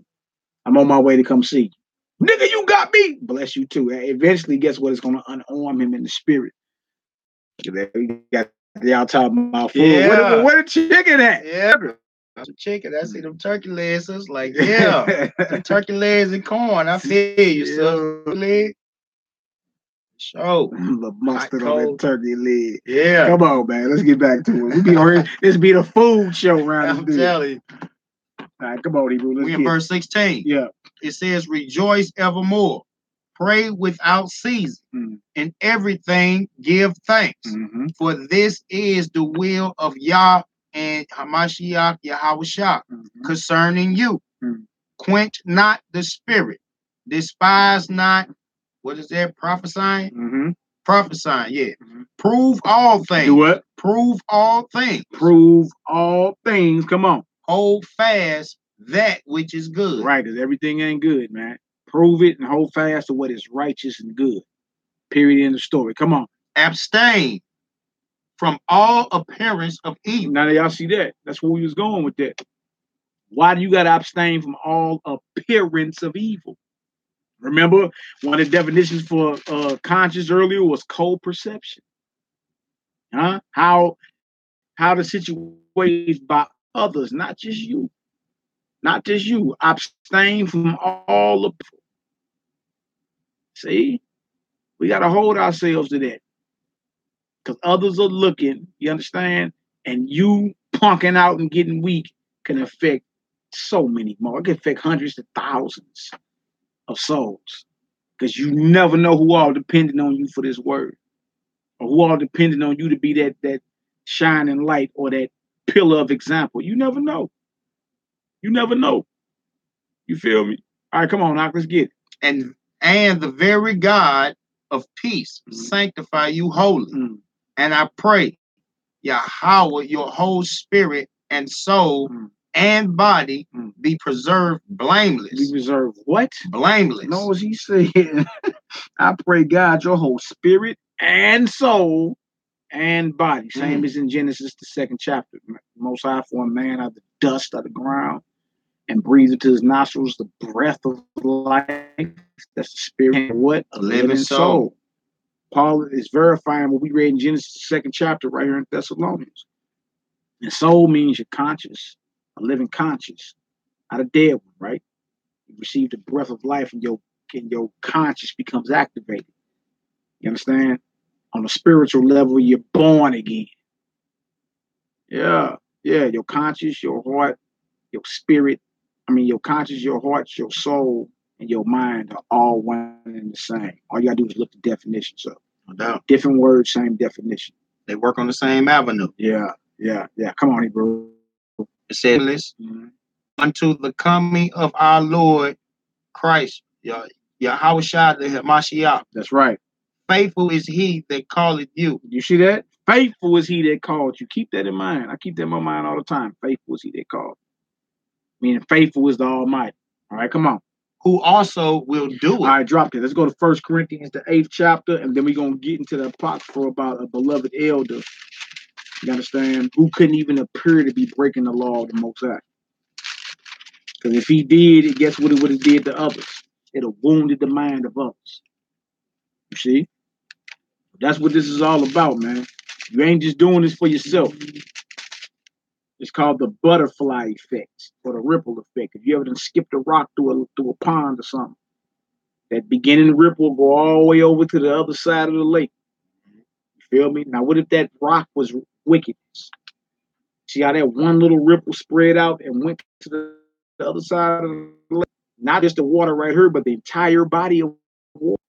A little bit of your wickedness, you understand, can affect not only you and those of your loved ones around you, but even your family for generations to come. No doubt. Feel me? Or righteousness.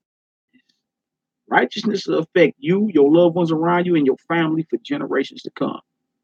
Real rap. All right. You got something you want to say out? Well, I know we're going to go off into the story a little later. So, I want to wait for the story, but it is like what the prophet Elijah had had went through. You know, on the outside, you couldn't even take something in. It's like, no, I can't even take that for what the people gonna think. You know what I'm saying? God. So it's definitely a way that you walk, a way that you do things, which will show off some strength. You definitely do it. We all seen Falling, that movie Falling. We just seen Falling, and that's what it is. The spirit bounces off of you onto others. You can see that. So we want to make sure that it ain't wicked, or we are caught slipping. The weak think that it's okay. Yeah. What's that? Because of evil sentence. Ecclesiastes 8:8. Yeah, what is it? I'm not gonna read that. Let me get that. That's powerful. Ecclesiastes 8:8. That's a good one. Yeah, no doubt. It's either 8:8 or 8:11. Because sentence against an evil work is not executed speedily. Oh wait. You know what I'm saying? Well, we take this we take this for granted. Shalom, Ratazan, Shapat, Shalom, out the mud watchman from Solomon's idolatry and rebellion. I'm sure he led many of Israel astray. Yeah, man. Yeah. He's the king. You understand? Everybody and the subjects, he's the king, rocking in full-fledged idolatry. Yeah, it's 8 and 11. Yeah, 8 and 11. Yeah. It says, because sentence against an evil work is not executed speedily. Therefore, the heart of the sons of men is fully set in them to do evil. And it's talking about the heart. Look at the heart. The heart, the mind, the conscience. You know what I'm saying? So that's led on somebody's conscience when they see a person doing evil work, and you know, death ain't came up on them yet. Yeah, they ain't died in this world, so certain people start to think that the Most High believe that this is cool because you ain't seen. Look, I mean, I've seen people say, especially about the pork. They've been eating pork for I don't know how many years. My grandma been eating all her life. She's 90 years old. Right. Yeah, I hear you. But you think it's good because she been living this life. You know what I'm saying? We take that for granted because what's this? The scriptures, I think it's 2nd Ezra, chapter 14. Or chapter 9. They was talking about man, it said when you yet had liberty, you know what I'm saying? Despise his law. His law. That's 2nd Ezra 8, verse 50 through 56, like that. Yeah. 2nd Ezra, but it's talking about when you yet had liberty and you had this time to, in your lifetime. If you would live up to 90 years old, you had time that the Most High had given you to repent from those things. So you yet had liberty while that was heard. This heard what we talk about because the sentence against an evil work is not executed. You know what I'm saying? Yeah, we see that it ain't been executed, but this is the liberty that we have to not do evil and to turn that unto righteousness. Yeah, no doubt. But I just want to put that Ecclesiastes out there because we see that a lot of times, and like I say, therefore the heart of the sons of men is fully set in them to do evil. We on that. The conversation, the heart, mind. You know what I'm saying? We don't want to outwardly make the conscience of another weak. Yeah, real talk. We don't want to do that, man. That's called a stumbling block. Right? That ain't what you want to do. All right. Let's get to 1 Corinthians, the 8th chapter.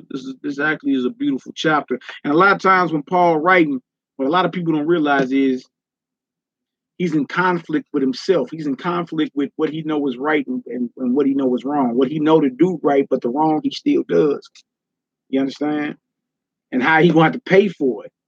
And then sometimes it's like, all right, it's a situation there to where it's like, what if this was the situation? Because everything in this world is not by the book. You may find yourself in a situation where technically speaking, it ain't in her. You understand? So then you got that's called life throwing you a fastball, a curveball. You understand? That's what you're talking about. So at that point, what do? How do you still maintain righteousness and be righteous in a wicked setup? And so a lot of times that's what Shaul was writing about, man. All right. God's Warrior 298. Tobias, what's good, Hebrew? I ain't seen you in a minute, Hebrew. You know we need to rap, don't you? Shalom, bro. You know we need to rap. I ain't seen you in a minute, but I need to talk to you. I need to talk to you out face to face. So let's make that happen sooner than later. I done talked to most of the bros already, but I need to talk to you out. All right, y'all willing, we can talk sooner than later. A lot of time the brother is giving scriptures about, you know what I'm saying? Like, okay, if this was the situation, how does it play out then? How do you still maintain righteousness if technically this is no violation? If it was this, you feel me? And it's just mental sparring, man. It's challenging your challenging your wits. You know what I'm saying? To see where you really at, because life being, especially being in captivity, everything ain't set up based off the laws of our God. So how do you still maintain righteousness? And a lot of time people see what people got a problem with Paul is how he presents his writings. I remember S-Bond told me that a long time ago. Man, most have mercy on Big C. But I mean, he told me that a long time ago. He's like, it's the way he presents his writings. People got a problem with. And Big C was an intellectual Hebrew, you dig? But he used to know how to, that Hebrew, I'm talking about fine tooth comb through Paul's letters, boy. And then come with a response so common sense. You be like, dang, it do say that. Dang, he do mean that. I'm tripping. I'm overthinking this deal. You know what I'm saying? So that's what it is. A lot of times people got a problem with how the brother presents himself, how he writes, and then how sometimes it's a situational writing. You're all right. What if the brother was raised like this and put in this situation? How would you do this? How would you pull him out of there? Feel me? We need to know all this type stuff. All right. So let's get it done. All right. We in 1 Corinthians, the 8th chapter. 1 Corinthians, the 8th chapter. And we're going to get her done. All right. Start at verse 1 out. 1 Corinthians chapter 8, verse 1. Hallelujah. Say, now as touching things offered unto idols, we know that we all have knowledge. Right. Knowledge puffeth up, but charity edifies. Oh, we got knowledge, right? But knowledge will puff someone up. You think you know something, can't nobody tell you nothing. But charity, being hospitable, being in the spirit of our forefather Abraham, it edified. Why? Because if you are being charitable and doing things in the spirit like our forefather Abraham, people naturally gonna wonder, who are you and who is your God and what is your perception on life and all that. Knowledge will puff up, but it's the charity that edifies. You see, and Abraham was big on charity. We was reading something in the what's called the pseudepigrapha before we started this. Me and Hebrew Ruler. It was going into Abraham's righteousness, man, and how you couldn't breeze past his tent without you getting your feet washed, without some type of feast getting thrown, water being fetched for you. You understand? All of it, man. All of it. Charity edify. All right, let's get it out. All right. It says, and if any man think that he knoweth anything, he knoweth nothing, yet as he ought to know. But if any man love Yahweh, the same is known of him. As concerning, therefore, the eating of those things that are offered and sacrificed unto idols. All right, so Paul got a topic. Like sometimes y'all send us topics. Like, hey man, can y'all teach over this, right? Paul ended up getting the topic, and the topic came up about eating things that are sacrificed or offered to idols, feasting. You feel me? It shouldn't be a surprise because all your so-called holidays today, you eat, don't you? You feel me? And majority of them, if not all of them, have some type of idolatrous beginning or idolatrous foundation, which means they're attached to false deities of these other nations. You see? So he's about to go into eating food on Christmas dinner, Thanksgiving dinner, no doubt, New Year's dinner, all that, all these little so-called feasts that we have based on these folly days that we learned from our oppressor. If you research Easter ham, if you research, you'll see some feasting going on, but it makes sense because dealing with our God, ain't it feasting going on? And we got a weekly feast. What's up, nigga? Somebody finna bounce you. But we got a weekly feast called the Shabbat. We got weekly feasts. We got seasonal feasts, and we got yearly feasts. You see? So even when you're dealing with a false deity, they got feasts as well. So the topic is what? Eating food that's offered and sacrificed to idols. That's what we talking about here. All right? Let's read. It says, we know that an idol is nothing in the world. Yeah. And that there is none other God but one. That's right. For though there be that are called gods, whether in heaven or in earth, as there be gods many and lords many. It is. It is. You understand? Not to us, but around the world. Many people have their own deities, their own philosophies, and their own rituals and their own ceremonies. Right? And now this is to the assembly in Corinth. Brothers who were coming up out of paganism and coming back into the understanding of what it is. You understand?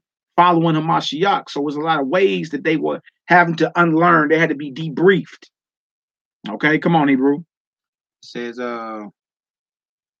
but to us there is but one God, that the Father, of whom are all things. To us. See, that ain't to everybody, but to us, only one God, the Father, right? Come on. It says, and we in him, and one Lord, Jesus Christ. Hamashiach Yahushua. Come on. By whom are all things, and we by him. You see that? Come on. Howbeit, there is not in every man that knowledge. That knowledge. Remember, we back to verse 1. Knowledge puffeth up, right? We all have knowledge, but knowledge puffeth up. What our profession is in our faith is that knowledge is not in every man. You see? That knowledge is not in every man.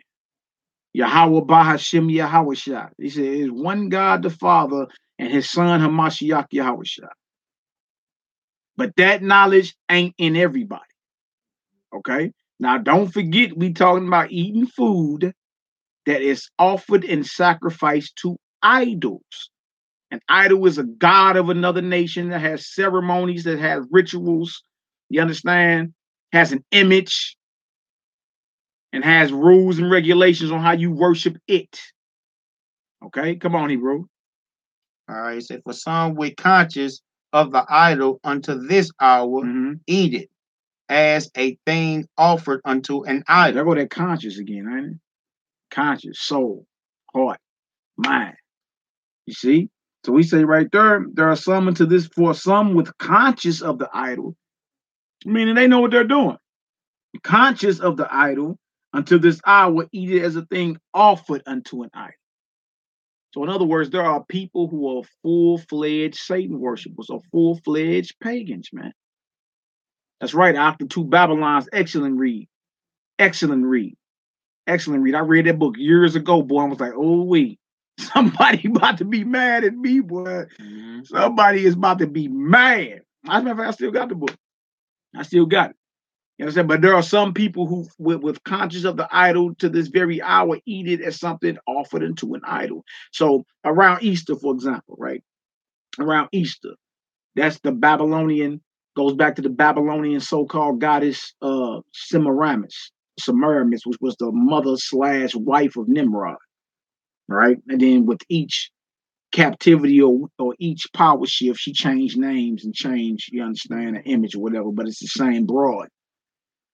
All right. Now, when you get on there and you type in the origin of Easter around Easter, the origin of Easter around Easter, you're going to start seeing the worshipers of Ishtar or Astarte. You feel me? And you're going to start seeing the same rituals, bunnies, eggs.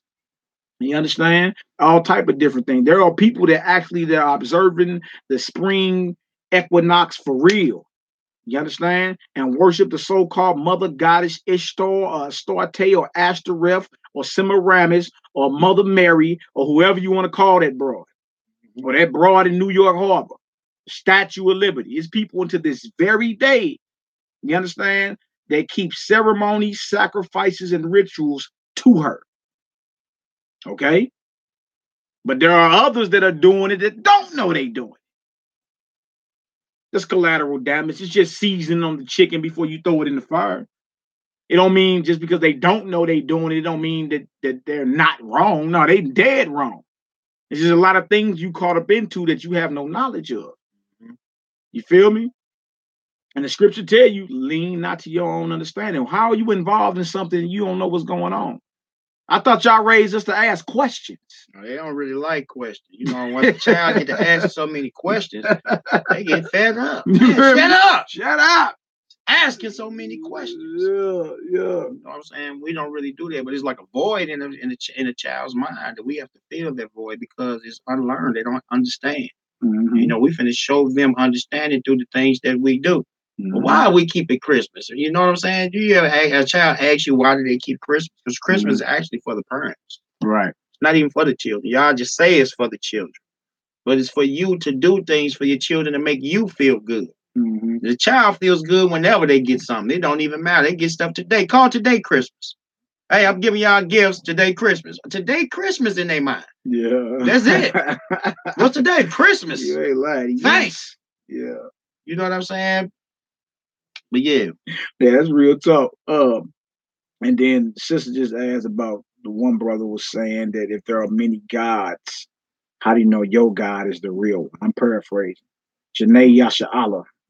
Tutu just asked that. If there are many gods, if there are many gods, how do you know your God is true? So hold you, remember what verse you in right here. Just give me something real quick. Isaiah 41, 21 to 24. That's a good question. How you know your God is God? Yeah.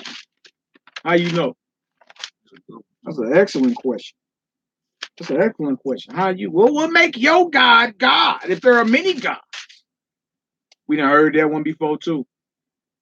Dealing with our God is all knowing. And that's the first thing I would do if I was anybody that was trying to prove whose God is God. My first question to anybody that says mine ain't real is your God all knowing? Yes or no? They gonna have to say yeah. If not, conversation over. Why are we even arguing about something? Whatever you serve or follow don't even know everything. But being they gonna have to say yes, Isaiah 41. Isaiah 41, I think it's 21 to 24. Watch this. The difference between the God of Israel and any other God, period. Ask him, is their God all-knowing? If their God is all-knowing, they should be able to call the past, present, and future.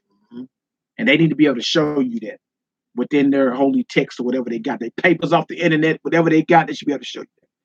So two witnesses real quick. Let's get that done. Isaiah 41. Isaiah chapter 41 and verse 21. It says, produce your cause. Do what? Produce your cause. How you know your God is God, right? If it's so many gods, how you know your God is God? Well, our God says, produce your cause. Bring all your evidence out. All right, come on. It says, saith the Lord. Right. Bring forth your strong reason. No, it says, say of the Lord or say of Yahweh. When you looked it up in Hebrew, that's Yahweh. That ain't no other God. That's Yod-Heh-Wah-Heh. That's Yahweh. Right? Bring forth your strong reasons, right? Your evidence. Bring it out. Just we want to see who God is God, right? All right, come on now. Said the King of Jacob. Yeah. Let them bring them forth and show us what shall happen. Let them show the former things, what they be. Let your God show the past, what they be. We should be able to look right into your so-called holy text and get a history lesson. Show me the former things. No doubt. Show me the past, right? Come on now. That we may consider them. Right. Then it says, you wasn't 21. Yeah. 22. That we may consider them and know the latter end of them, or declare us things for to come. Or declare us the future. If your God is God, he should know the past, present, and future. Show us things to come. Give us what now, what is that? What is the things to come? Prophecy. Prophecy. That's the one thing out of many that separate our God from any gods you claiming. Because whatever God you claim, I'm gonna call him to the mat. Huh? You saying Buddha real? Get him on out here. Get him on out here with his papa on. Yeah. Huh? Get him on out here with his papa on. I'm gonna ask you, bring them Buddha scrolls on out here. We as a people need to know the past, present, and future. Let's get it. That's called prophecy. And that's one out of many things that separate the God of Israel from any God talking. I always bang them on prophecy. Is your God all knowing? And swallowing. You better not say no, because if you say no, conversation over. It's nothing to talk about. But if you say, yeah, he's all knowing, oh, really? Let's go to these scriptures right here. Because this scripture say, if your God is God, he should be able to show you what? The past, present, and future. Period. Dot. All right, come on now. It says, show the things that are to come hereafter. Right. That we may know that ye are God. Show the things that are to come hereafter, that we may know that ye are gods. How we know if your God is real? Well, he should be able to show us the things that are coming hereafter, like the New World Order, the mark of the beast, birds falling out the sky, rivers turning red, Israel being regathered, World War III, Armageddon. I mean, do I need to keep going? No.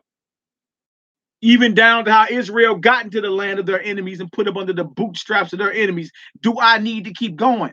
Down to Israel being redeemed and put back up as a powerhouse, an eternal powerhouse in this earth. Do I need to keep going?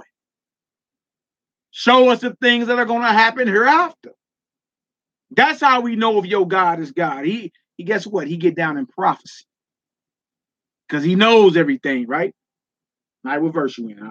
That was it. That was 24? Yeah. No, it say, no, not 24. We just did 23. It says, behold, ye are of nothing, and your work of naught. Now our God joining on your God. You're nothing. Your work is not. You an idol, man. Some man made you. All right, come on. And abomination is he that chooses and you. Abomination is he that chooses another God than the God of Israel, man. Period. Dot. That's how you get that handle. Ask them, does your God know everything?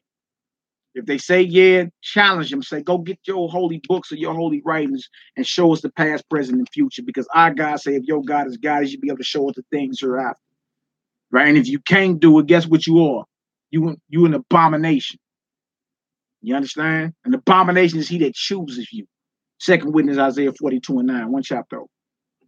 And then let's get back to 1 Corinthians 8 after that. Because this is perfect because we're talking about eating food, sacrifice unto idols for what? Conscience sake, man. Right? Either you got a strong mind or you don't. All right, come on now. In Isaiah 42 and verse 9. Yeah. It says, behold, the former things are to come to pass. The former things are come to pass. So the past has happened already, right? Come on. And new things do I declare. And new things do I declare, right? Come on. Before they spring forth. Before they spring forth. Come on. I tell you of them. I what? I tell you of them. I told you of them before they sprung forth. No doubt. That's how you know our God is God. Because he's all-knowing. And everything else. Omnipresent and everything else. But that's one way to handle that real quick. Power, your God and all-knowing. Yeah, bang. Go show me in the Buddha scrolls. Go show me in the Medu Netta. Go show me in the Quran. You feel me? Go show me in the I Ching. Go show me the papers off the internet. And guess what? You ain't gonna find it. Because there's only one God popping out here, and that's the God of Jacob, man. There's only one God popping. Everything else is an idol made up by man, the vain imagination of man's hand. Man made his God and bowed to it. The God of Israel made man and ordered us to bow to him. Makes sense. All right, let's get back to 1 Corinthians 8. I ain't never really seen the scientists looking and trying to study and find things that Buddha did. Any of them other people, like I don't even see nobody even looking for them at all. But they looking for things. They looking for the God of Abraham, Isaac, and Jacob to show up. No matter what, whatever he said was going to happen, they looking for it to happen. That's right. You know what I'm saying? They're not looking for Muhammad to show up with nothing that he was talking about. We ain't got no prophecy. You ain't heard nothing from you other gods, man. Y'all little G's. Not at all. Yeah, y'all little lokes.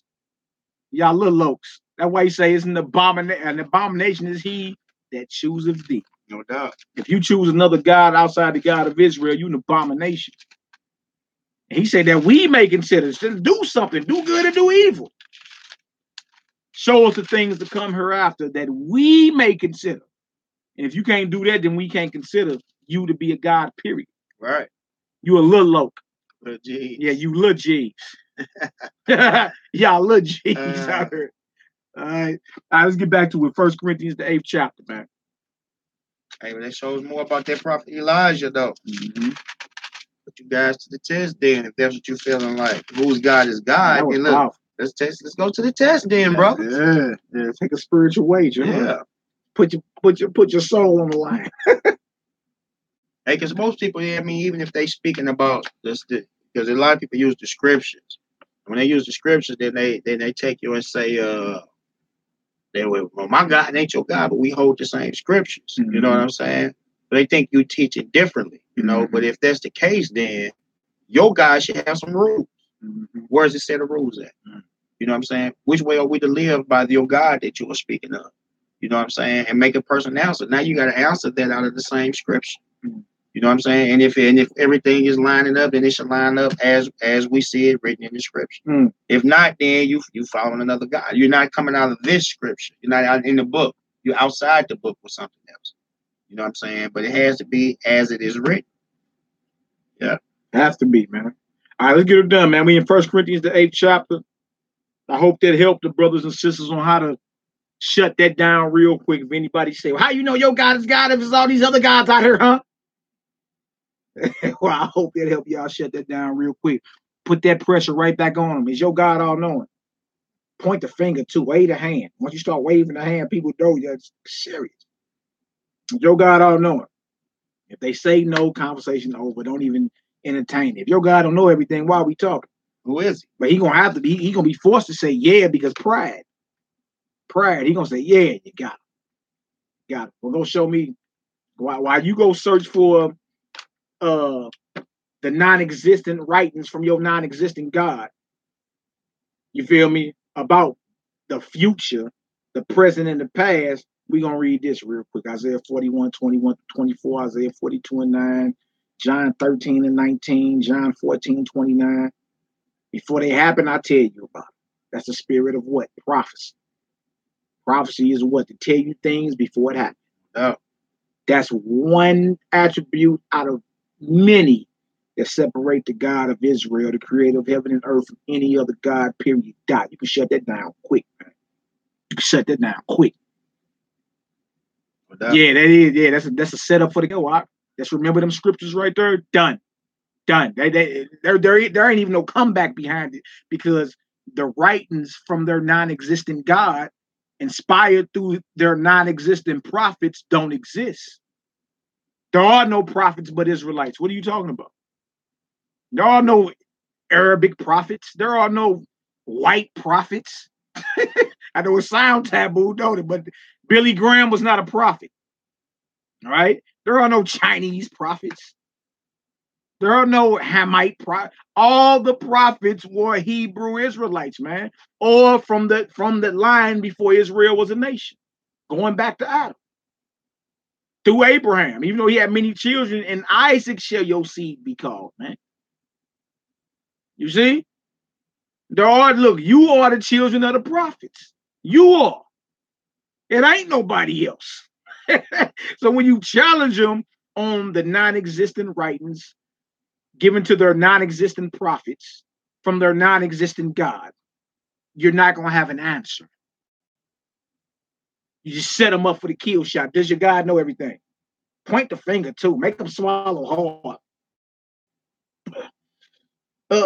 Prior, and then make them go find those non-existent writings given to those non-existent prophets from those non-existent gods. And they don't exist. He can't produce them. And while he fumbling, trying to go find something, Googling something, Isaiah 41, 21 to 24, Isaiah 42 and 9. It's more than Isaiah 46. It's all throughout the scripture. All right, all praise, glory, and honor. And Bruce, I shoot a couple more of them scriptures that John, what he was saying about that John. John 13 and 19 is one.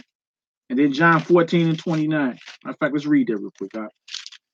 We got them in the New Testament too. All right. John 13 and 19. And then John 14 and 29. John chapter 13, verse 19. God. Say, now I tell you, before it come, that when it is come to pass, ye may believe that I am he. That's the Messiah. Y'all see that? He said, I told you before it come. Before it happens, I told you. That way, when it happened, you'll believe I'm he. That the Spirit of the Almighty was dealing with. You feel me? Second witness, John 14 and 29. John 14 and 29 say, and now it come to pass. Before it come to pass. All right, go ahead. That when it come to pass, ye might believe. That ye might believe. No doubt. See, that's what was told to the prophets. And for them to know for sure how that they were a prophet. Because the thing that the Lord had told them, they had wrote these things down to where when it came to pass, you understood the Lord was who he was and was dealing with that man as his prophet. You know what I'm saying? When things was revealed, what was spoken by the prophet. Yeah. Shout out to my family over at Judah Loyalty, man. Shout out to my family. That's Haji Go Lightly and them. Brother made the chains down in Memphis. Okay. Yeah, the lava stone chains. Yeah, and all I need had to a table at the end over there. Yeah, that's Judas Lord. Need to get with that brother. Yeah, he right here. You know what I'm saying? Look, he say Mama mouth. Okay. Shalom, Israel. Shalom to the family, man. You and all your family, man. Bro, I started to call that bro when I just left Florida. I know we came straight up out of Atlanta. I think the bro was out of town somewhere in the gym doing getting himself together. I handle business. All right, so let's get this, man. 1 Corinthians, the 8th chapter, and this is how y'all handle any naysayer claiming that their God is God. Hold them right back to it. Point the finger. Who you gonna Google when his place burned? Exactly. All right, 1 Corinthians, the 8th chapter. You did 13 and 19 and 14 and 29 in John, didn't you? Yeah. Okay. So y'all got them. Isaiah 41, 21 through 24. Right? Isaiah 42 and 9, John 13 and 19, and John 14 and 29. 4 witnesses over the spirit of prophecy. I told you before what happened, that way when it happened, you'll believe. You understand? If their gods ain't getting down like that, they not gods, man. They are no gods. I say she from Jersey. Hey, Joshua, yeah. Oh, Claire, what's going on, Claire? Claire Huxtable, huh? Yeah, you drove, because I sure ain't know who you was on Facebook at first. I'm like, who the hell is Claire Huxtable? You know what I'm saying? That's the Cosby Show. You dig? Commenting on everything. I said, let me click on this picture. See who this is. And it was my little jokers, little Jael and them. All right, let's get her done. 1 Corinthians 8. Bro. 1 Corinthians chapter 8. It says, we in verse 3. It says, but if any man love Yahweh, the same is known of him. As we get done, You in verse 7. You in verse 7.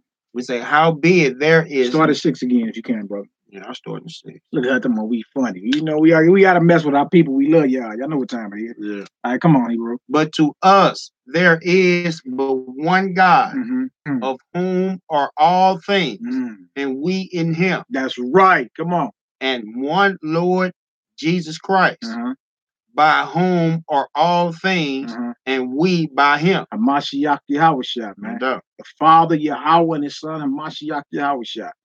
That's our profession. Come on. Howbeit there is not in every man that knowledge. Everybody don't have the knowledge that we have, right? Go ahead. For some with conscience of the idol unto this hour eat it as the thing offered unto an idol, and their conscience being weak is defiled. Yeah, because if you serving another God, your soul or your conscience or your mind or your heart is weak, man.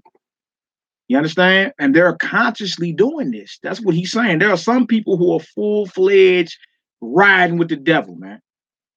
You understand? Even if they don't perceive it as something wicked, they're riding with this so-called pagan force, this pagan vibration. You see? And they dealing with idols. How you know? They'll always have an image of an altar, an image. They'll be putting fruit down there, peppermints. Like even when you go to like some of y'all that still eat Chinese food, when you walk into Chinaman, they have a statue of Buddha and a pamper on the counter, and people be putting pennies up there, cigarettes, peppermints, spoiled fruit. That's an altar to Buddha right in there. Man. The laziest man you know. And never get up for work. And you don't right. And you don't never even you look at it like it's decoration, man. You walk right in and don't even know this food been offered and sacrificed to Buddha. That's Buddha right there. That's a god. To some people, that's a god, man. And they got a statue of him right there. They got cigarettes in front of them, pennies, spoiled fruit, and peppermints. And a lot of them burn incense too. A lot of them burn incense right over the little Buddha statue. And you up there, let me get my plain fried rice with the, man, look, y'all better go in there and start asking them, hey, because I done did it. I done walk right in the China and say, hey, is this food been sacrificed to Buddha? I don't see no Buddha statue up in here. I done heard, believe it or not, yeah. Yes, it's sacrificed to Buddha. I also heard, no. You feel me? But I done heard yeah more than no. Going into the Chinaman, just trying it out. Let me go ask them if this food sacrifices their God. Let me go ask them. You dig? And go ask them. And I done got a yes before several times, bro. Like, wow. They said no, Josh. Hey, that's what I'm saying. Just try it out. Some spots you go to, they'll tell you, like, yeah. But eating then, rats, etc. You ain't lying. Yeah. But then look, don't ignore just because you like the food, don't ignore the fact that this statue is sitting right here on this counter. Because those that's prepping your food and they're conscious, that food has been sacrificed to Buddha. Ask them. And then have the spine to walk about it and say, oh, hell no, I can't eat this. See? Come on, Hebrew, let's get it. It says, but in verse 8, but meat commendeth us not to God, for neither if we eat are we the better, neither if we eat not are we the worse. Yeah, because trip off this. You got sin you battle with every day. It don't matter if it's on a certain day or if you go into a certain rice. I'll say I never ate no more Chinamen ever again. You feel me?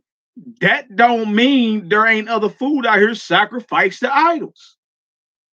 That don't mean you still got to dodge the traps and the pitfalls of sin every day. So he was saying just because you don't partake, don't start thinking like you like better than your people, man. A lot of our people are stuck in something they don't have no knowledge about. Or they refuse to even get knowledge about it because they know they're gonna have to change behind it. So that's what he's saying. Look, we ain't no better or worse. We ain't no better or worse than them. We ain't no better just because we don't do what they do. Remember the beginning, he said what? Knowledge puffeth up. No doubt. So don't start acting like you sin free because you don't partake in the pagan days no more. No doubt. You still got sin you banging with 364 more days of the year. You still got to dodge food, sacrifice to idols, even if you don't eat Chinese food no more. And they conscious stay on the fight. Whew, it's a 24/7. It's a daily thing, man. This war never stops. The fight to be reborn, the fight to, I'm talking about constantly keep your conscience pure. You feel me? And banging. And sometimes you slip. You like, I'm gonna get myself up and keep banging, boy. I'm tripping. Yeah. This is a 24/7, 365-day thing. Bang in, bang out, check in, and check out, man. That's what this is about. All right, come on, Hebrew, let's get it. Verse 9 says, take heed lest any by any means but take heed lest by any means this liberty of yours become a stumbling block to them that are weak. Yeah, so take heed. You think because you in the truth, right? And you start thinking, well, all right, well, I know what that Sabbath day is. I know about the commandments and all that. But then you start feeling the pressure from so-called family members. You see? And then they got you, the big super brew, got you over here on the pagan day, hollyhocking, laughing, hang low, mistletoe. You done caught yourself singing. You all in the Christmas spirit. You see? Best dish all cooking. Yeah, you got liberty to go wherever. You understand? But take heed. Watch yourself. Remember, everybody's watching. Okay? Everybody is watching. Believe that. All right, come on, Hebrew. They're going to liberty again. No doubt. It says, for any man, liberty of yours become a stumbling block to them that are weak. That are weak what? Muscles? No, minded. Weak-minded, weak conscious, weak heart, weak soul. You understand? Like, yeah, like me, I'm strong enough to go wherever because I didn't do nothing anyway. I'm not going again. I'm strong enough to be, what you talking about, Christmas, whatever, man. I walked through spots and forgot it was Christmas. You see? But everybody ain't that strong. So what if somebody see you saying, I'll pump it, man. Let me go ahead and partake a little taste. It ain't gonna hurt nobody. But it's a young brother that's weak that see you, and guess what? Now he's like, it must be okay to celebrate the Christmas. It must be okay to do this. It must be okay to do that. You see? You're not doing this for yourself, man. You understand? What you do affects others as well, man. It affects your loved ones and for generations to come. Okay, come on, All right. It said, for if any man see thee which had knowledge, sit at meat in the idol's temple, shall not the conscience of him which is weak be emboldened to eat those things which are offered to idols? You see that? See, somebody see you and you perceive to be somebody that's real strong, real seasoned in the word, man. Somebody see you sitting down in the idol's temple. You feel me? Eating meat that's been offered to an idol. Huh? Guess what he gonna do? Oh, it must be okay then. Yeah. It must be okay to go off. Yeah. It must be okay to do these things because I see the big super brew elder doing it. So you ain't doing it for yourself. Judge off another man's conscience. Always remember, somebody is watching. The big brother, that shouldn't even be a surprise. Somebody is always watching us, man. What we do, what we say, what we speak, how we act, how we deal with our wives, how we deal with our children, how we deal with our brothers, how we judge in situations, all of it, man. All of it, right? And that's why the class is called Judge of Another Man's Conscience, because you're not in the spirit for you just to be on some, man, I don't give a hell what nobody else say. Bro. I don't give a hell what nobody else say. You see? Right? You supposed to be in the spirit like, hold on. Let me watch what I say, what I do. You understand? How I act and what judgment I bring out because everybody's watching. Okay? Come on now. Let's get it. All right. He's saying, and through thy knowledge shall the weak brother perish for whom Christ died? Question. Come on. But when ye sin so against the brethren and wound their weak conscience, ye sin against Christ. You sin against a Mashiach, man. You don't wound somebody weak soul, conscious, heart, or mind. Because you say you got the knowledge, but you up somewhere you ain't supposed to be, partaking in things you ain't supposed to be taking. That's clearly against scripture. I'm not talking about those that make up sins, man. You know what I'm saying? Stay on your porch. You're not ready anyway. I'm talking about clear violations. And this right here is about idolatry, which is fornication, spiritual fornication. All right, come on, Hebrew. It says, wherefore, if meat make my brother to offend. See, this is the conclusion Paul arrives at. You see, this is the conclusion. Remember earlier, I was saying how Paul presents his letters, and then he'll bring a situation out, right? See, well, how do you react in a situation like this? Because everything may not be verbatim. So how do you react and still maintain your righteousness in a pagan Roman society like we are in today? How do you do it? So his conclusion was this, right? Wherefore, if meat make my brother to offend, come on. He said, yeah, if it make my brother to offend, I will eat no flesh while the world standeth, lest I make my brother to offend. Man, that's the conclusion. He like, look, if my brother is offended off meat, guess what meat as long as the world standeth. You see? Paul wasn't tripping off himself, man. He wasn't tripping off himself. He tripping off everybody else. You understand? Because he knew what? That he was somewhat responsible for those that he helped bring to this fall. By the planting seeds, man, they received the truth. Well, you know you're responsible for them, man. They need to get the basics. They need to get the milk. They need to get, you understand? Then it's time for them to start growing. You responsible for them. To be a stumbling block, you understand? Because that's going to make these new brothers or sisters decide to do something that's against the Most High, and they're going to believe it's against the brethren and wound his weak conscience. You sin against Christ. Sin against a Mashiach. All right, yeah, we still going. What we call it?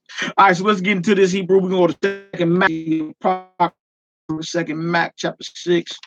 It's a brother that understood this. The very thing for meat make my brother to offend. I will eat no flesh while the world stands. That's how to offend. YouTube acting up again, huh, man?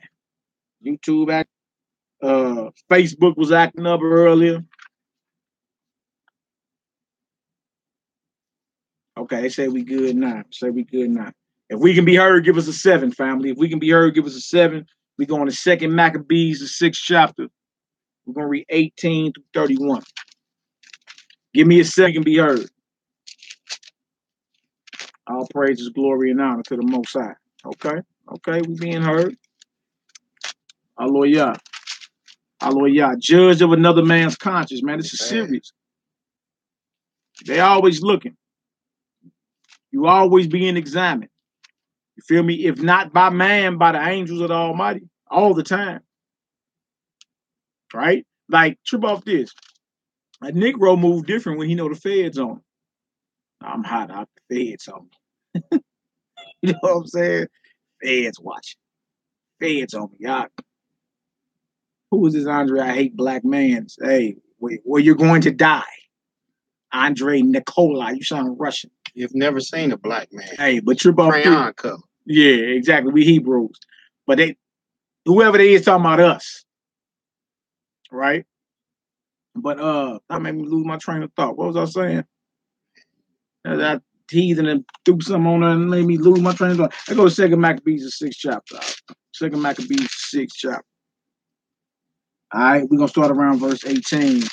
Judge of another man. We gotta constantly be on point before you read it. Let me read Proverbs 15:3 and verse. Proverbs 15:3. The eyes of Yahweh are in every place, beholding the evil and the good. That's what I was talking about, the feds, right? You dig? Like if man know that man is watching him, he gets scared and he move different. And he calculated steps. But the Most High, the eyes of Yahweh are in every place, beholding the good and the evil. If man ain't watching you, Yahweh is definitely watching. No doubt. Now, how many of us gonna switch up how we move, knowing that everything that we do, even our thoughts, are being recorded by the Almighty? I want to get that right fast. Go ahead, Doc.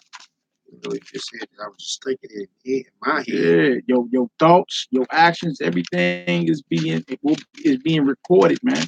Everything will be brought into judgment. But we don't move different, knowing that Yahweh is looking at us. We only move different when man is looking at us. But what the scriptures say, the fear of man bringeth a snare. How the hell you scared of the feds but not Yahweh? That don't even make sense. That don't even make sense. We'll go to Hebrews chapter 4. Hebrews chapter 4 and 12. It says, for the word of Yah is quick and powerful, and sharper than any two-edged sword, piercing even to the dividing asunder of soul and spirit, and of the joints and marrow, right? And is a discerner of the thoughts and intents of the heart. The word of the Most High is a discerner of the thoughts and intents of man's mind, or his conscience. Yeah. Wow, his mind, his conscience, his soul. His soul. Huh? What good is a man to gain the world but loses what? His soul. His mind, man. His conscience.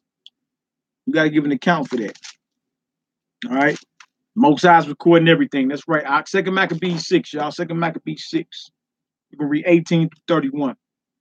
Hallelujah. All praise. All praise. 2 Maccabees chapter 6 and verse 8. Say more. 18. 18? Yeah. Okay. 18.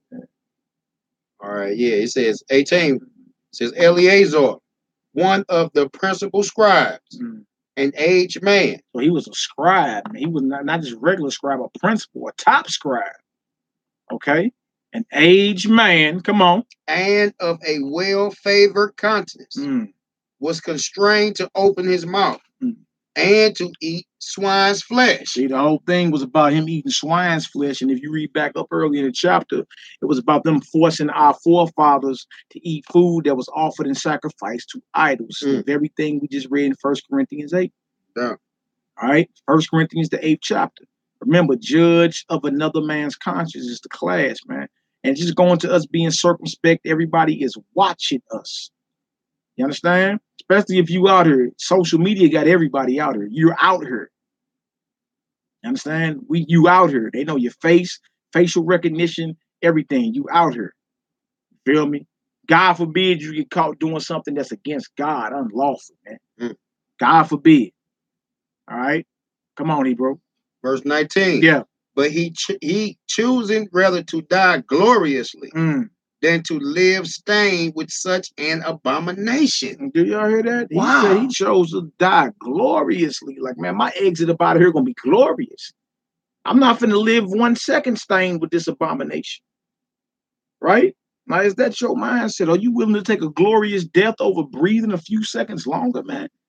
And having your soul and I know you want to say something, Mark. I felt you. Yeah, no doubt. Where was I even at though? It was like talking verse 19. About, yeah. Now this was what I was saying, that you know how easy this would be for our people right now to still keep their life. They gonna keep their life. You ain't finna die. You got some bacon? Oh, we ain't giving that bacon up, pork bacon. Don't eat your piece of bacon. If people be cool, they've been to look at this prophet Elijah like he was the stupidest man on earth. You know what I'm saying? For not eating no swine, piece of bacon. They love bacon.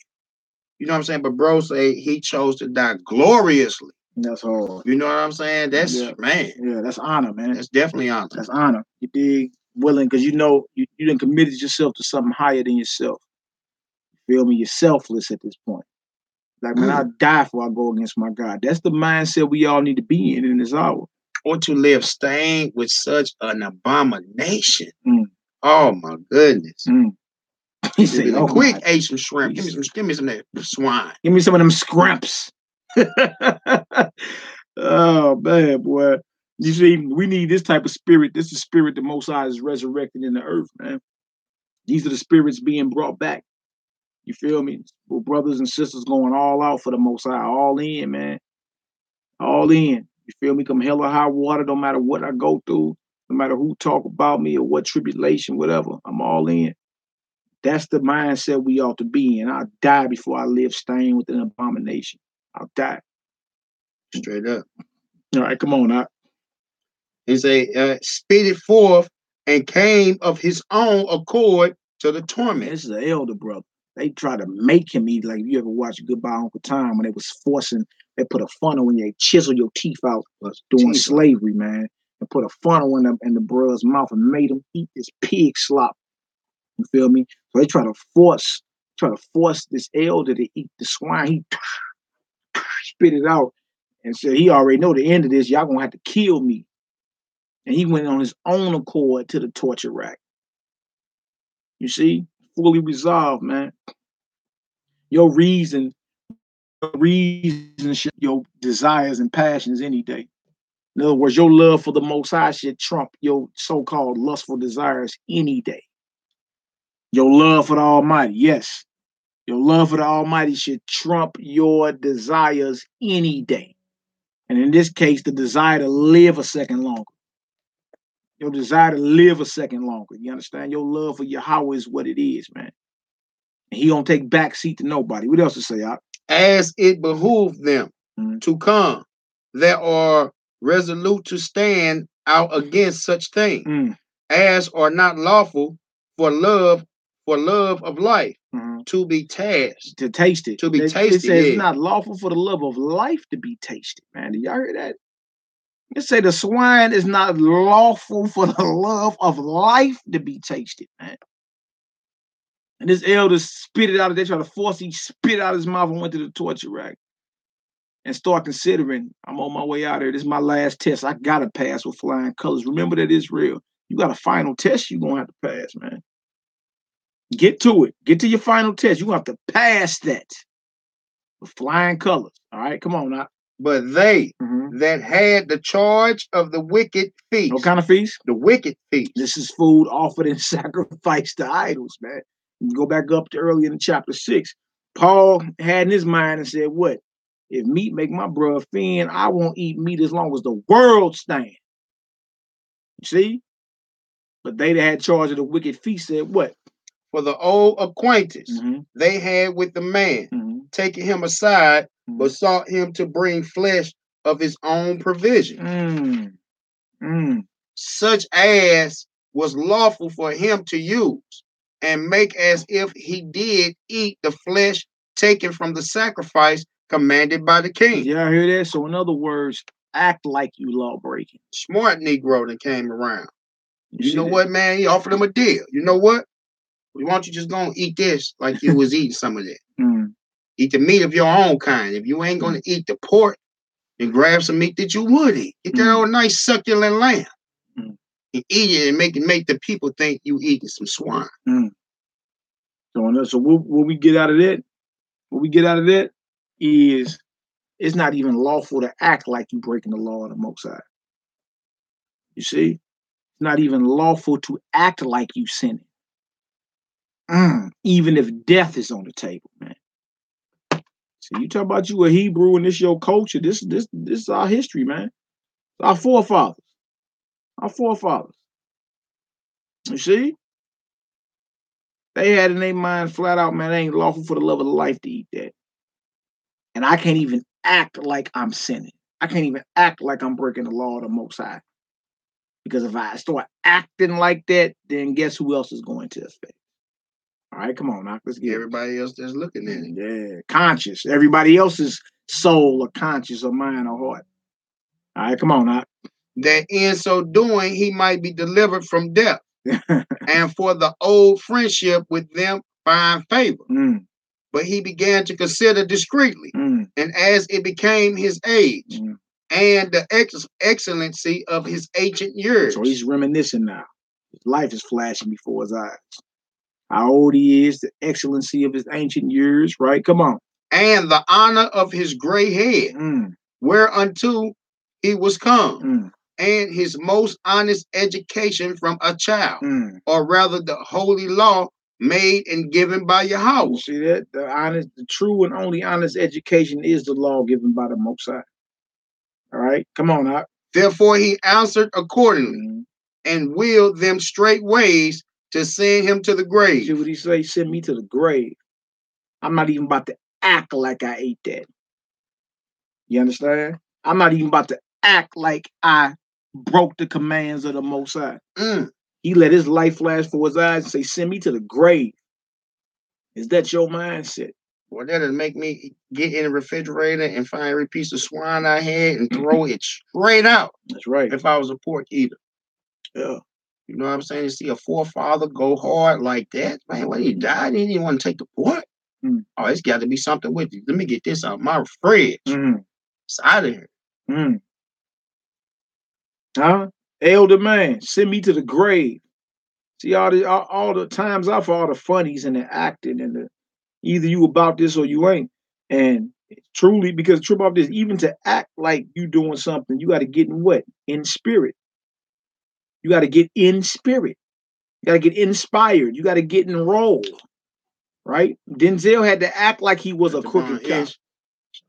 Bro. Shalom, Hebrew. It's been Israel. You dig? But Denzel had to get in spirit. Denzel had to get in spirit to play that dirty cop in Training Day, man. No doubt. He had to take on that spirit of that person. You feel me? Like that's the whole thing with acting. Everybody acting. What we acting about? What we acting over? The elder said, look, man, send me to the grave. I'm not even finna act like I ate that. You know why? Because it affects everybody else, man. That's why. That's why. You feel me? And we need to know that. While we out here dealing, man, everybody is watching you, man. Everybody's watching you, how you handle your business. You dig? How you deal with your wives, your children, your brothers, what judgment you bring into the situation. Everybody's watching. The whole world watching. You see?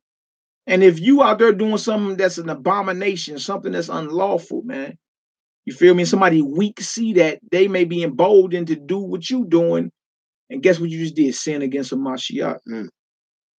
So it ain't just you that got took out. It's you and whoever else follows you doing. Hold yourself to the high standard that Yahweh created us for, man. He created us to be righteous, holy, set apart. You understand? Straight up. All right, come on, Hebrew. She say, wise, Mally, question mark. Yes. Is that wives, or no wife? Yes. Wives, yes. Yes, my sister, Kimberly Lilly. But look, don't turn this. We ain't even talking about that. Y'all want to turn this into a polygyny topic, man. Stay focused. But yeah, I'm speaking the whole spectrum. I got brothers that got wives. I got brothers that got one wife. I got a beloved brother that don't have a wife. Got one brother below Obed ben Israel. Beautiful brother. But it's all good. I love y'all too, man. All right, come on, people. Come on, all right. No doubt. We into verse 24. It said, "For it becometh not our age," said he, "in any wise to dissemble." Yeah. Whereby many young persons might think that Eleazar, being 80 years old and 10, were now gone to a strange religion. Y'all see that? He brought up the young brothers. Many young persons, knowing that Eleazar is 90 years old, they might think that I went to a strange religion. He considering all this when he told that man, send me to the grave, man. You feel me? The conscience of all these young persons will be wounded. If I act like I'm sinning, if I act like I'm going against the Almighty, everybody gonna be wounded behind this. The blowback would have been catastrophic, man.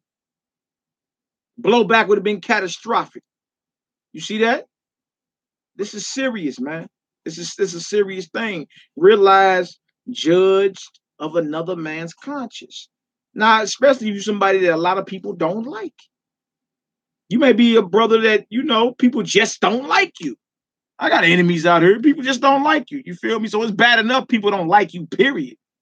You understand? But, man, don't give them something to where they can crucify you behind, man. Don't, you feel me? Don't be out here doing everything contrary to the Most High, but you out here telling people to get down with the Most High, in other words. And we see how serious it is that this brother couldn't even act like he was eating swine flesh, man. They told him he can go fake it. Go get something you can eat. They just gonna think you eat. And to show you the psychology of our tormentors as well. Because they knew that if he seen eating it, then everybody else would, and it made their job easier. Yeah, the deception. Yeah, it made their job easier. Eleazar like, nah, send me to the grave. And right behind this, the mother and the 7 sons got tortured. You see? So Eleazar had to take that. All right, come on, let's get it. No doubt. He said, "And so they, through my hypocrisy, and desire to live a little time and a moment longer, should be deceived by me. Wow. And I get a stain to my old age and make it abominable." Dude, y'all hear that? He's like, man, me wanting to live a few seconds longer, I'm going to get a stain to my old age. I'm going to be abominable. They're going to be deceived by me. Now, remember this, Ecclesiastes, the 7th chapter, a good name is better than gold, man. You see?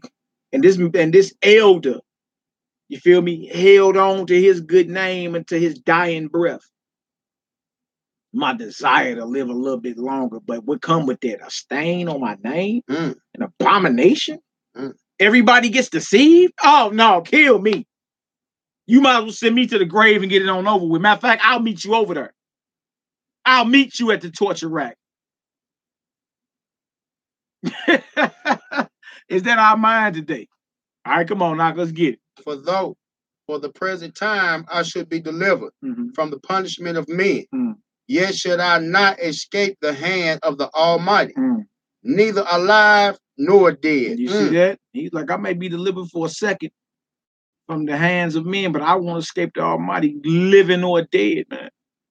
No doubt. That's a serious thing. Living or dead, I won't escape the Almighty.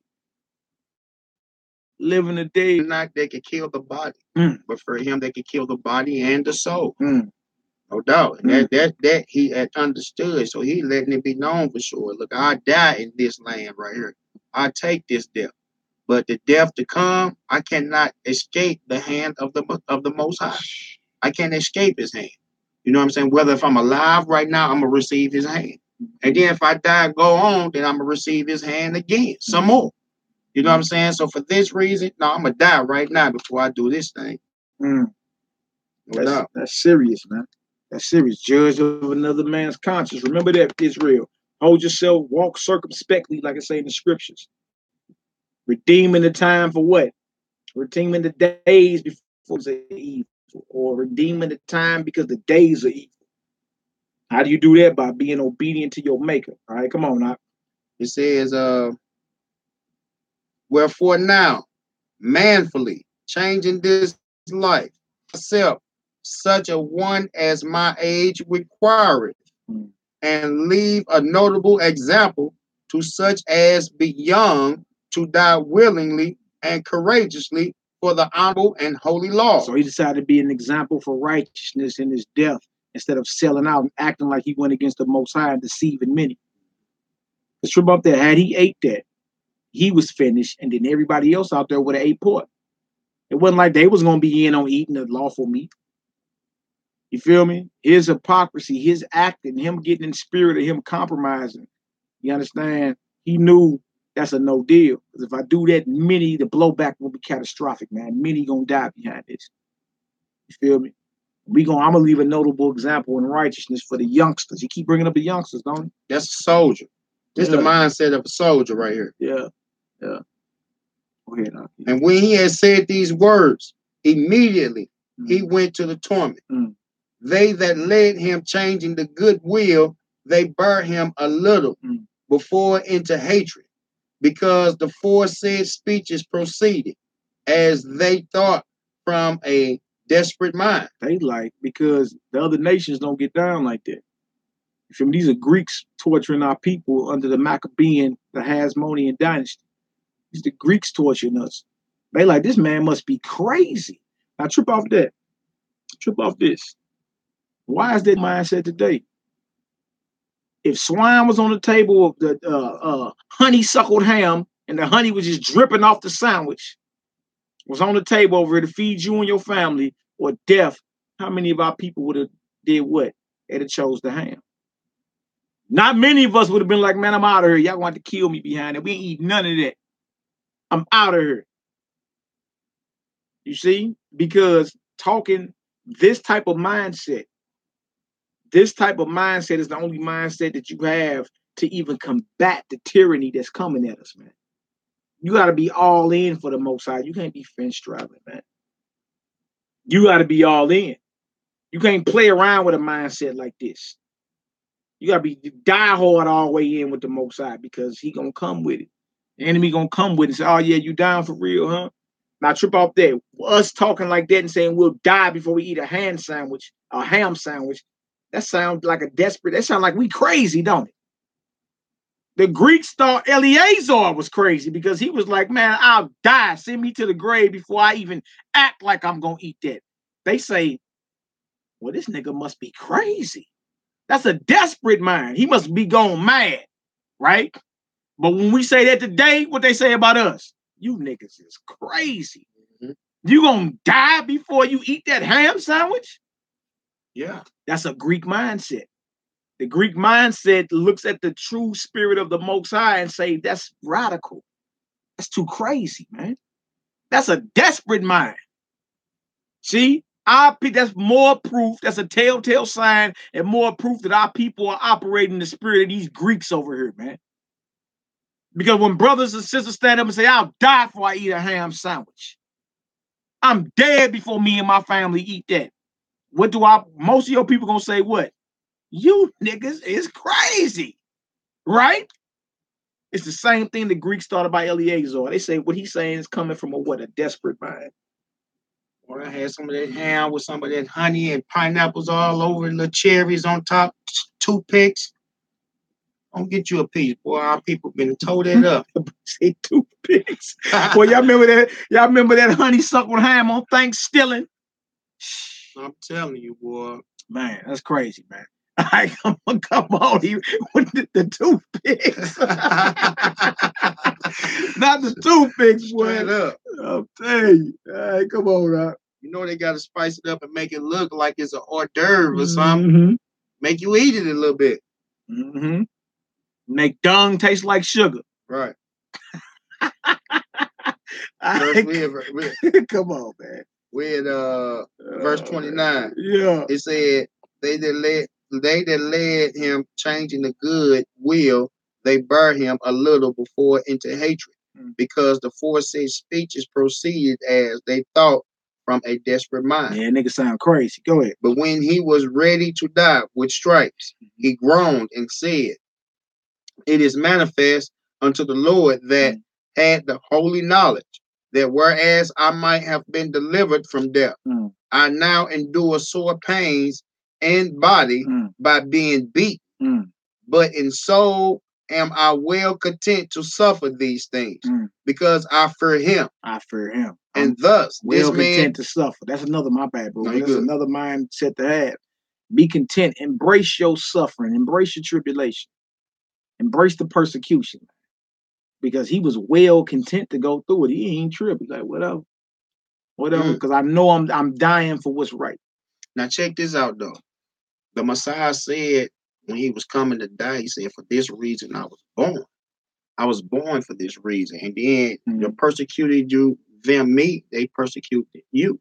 You know what I'm saying? So we can see the same walk that he had went through. Whatever he did, he died for his father's words. He took death for it. Like, look, I'm dying. I'm going to take this death. He stopped Peter from going to war. Look, bro, you tripping. Call him Satan.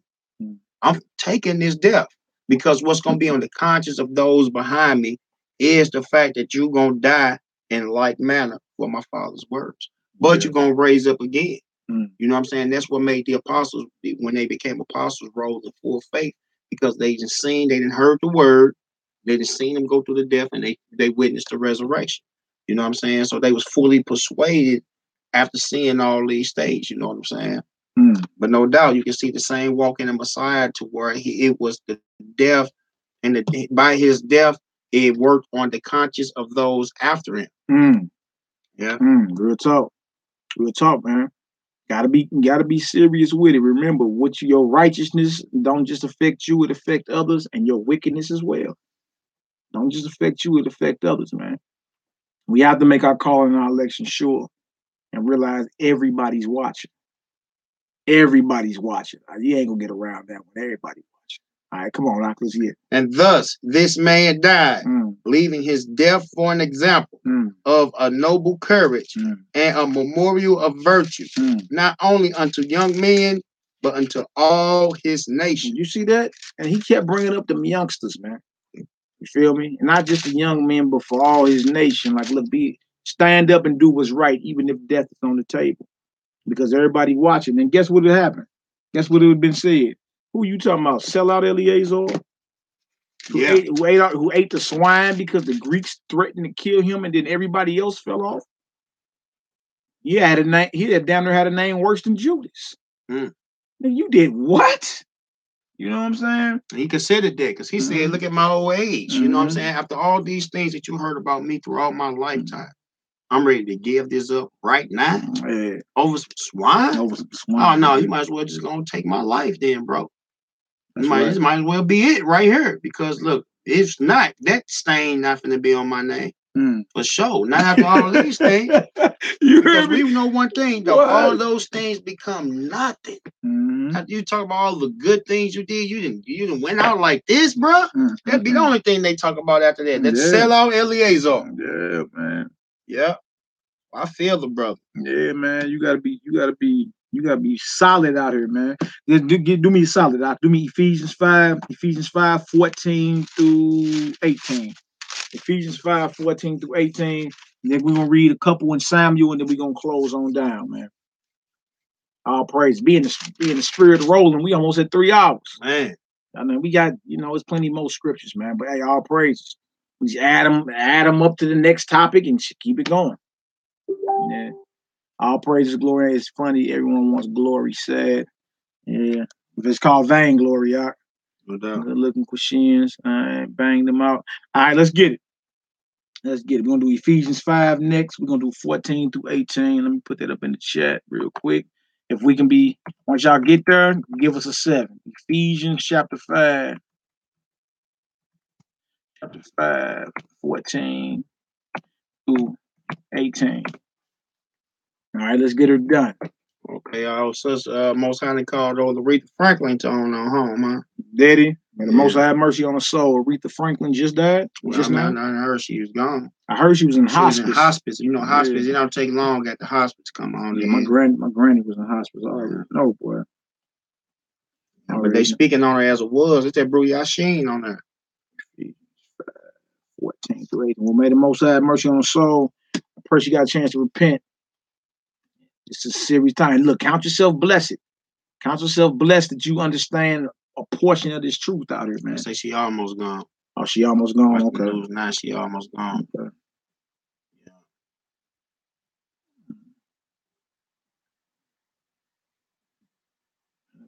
crazy stuff. Yeah, no doubt. Hopefully she can get some of this word and be like the thief on the cross if her conscience ain't there. Yeah, I heard she got pancreatic cancer and all that. Yeah, hey, that's something that's certain. Death comes for us all. See, that's how wicked is, because our people, we have beautiful situations, talents like that. You know what I'm saying? Well, you would want to care for it because of the talent. Look at the talent of the sister. That's a sister with a beautiful voice. You know what I'm saying? And then for her to go with no understanding, it's like, so it's ridiculous. You know what I'm saying? It's crazy. Real talk, all right? All right. We in Ephesians 5. We're going to read 14, yeah. Verse 14. Mm-hmm. It says, wherefore he said, awake thou that sleepeth, and arise from the dead, and Christ shall give thee light. Woo! And return of the living dead. Yeah. Yeah. See then that ye walk circumspectly, not as fools, but as wise, redeeming the time, because the days are evil. What's it say? Walk circumspectly, man. Meaning pay attention to what you're doing.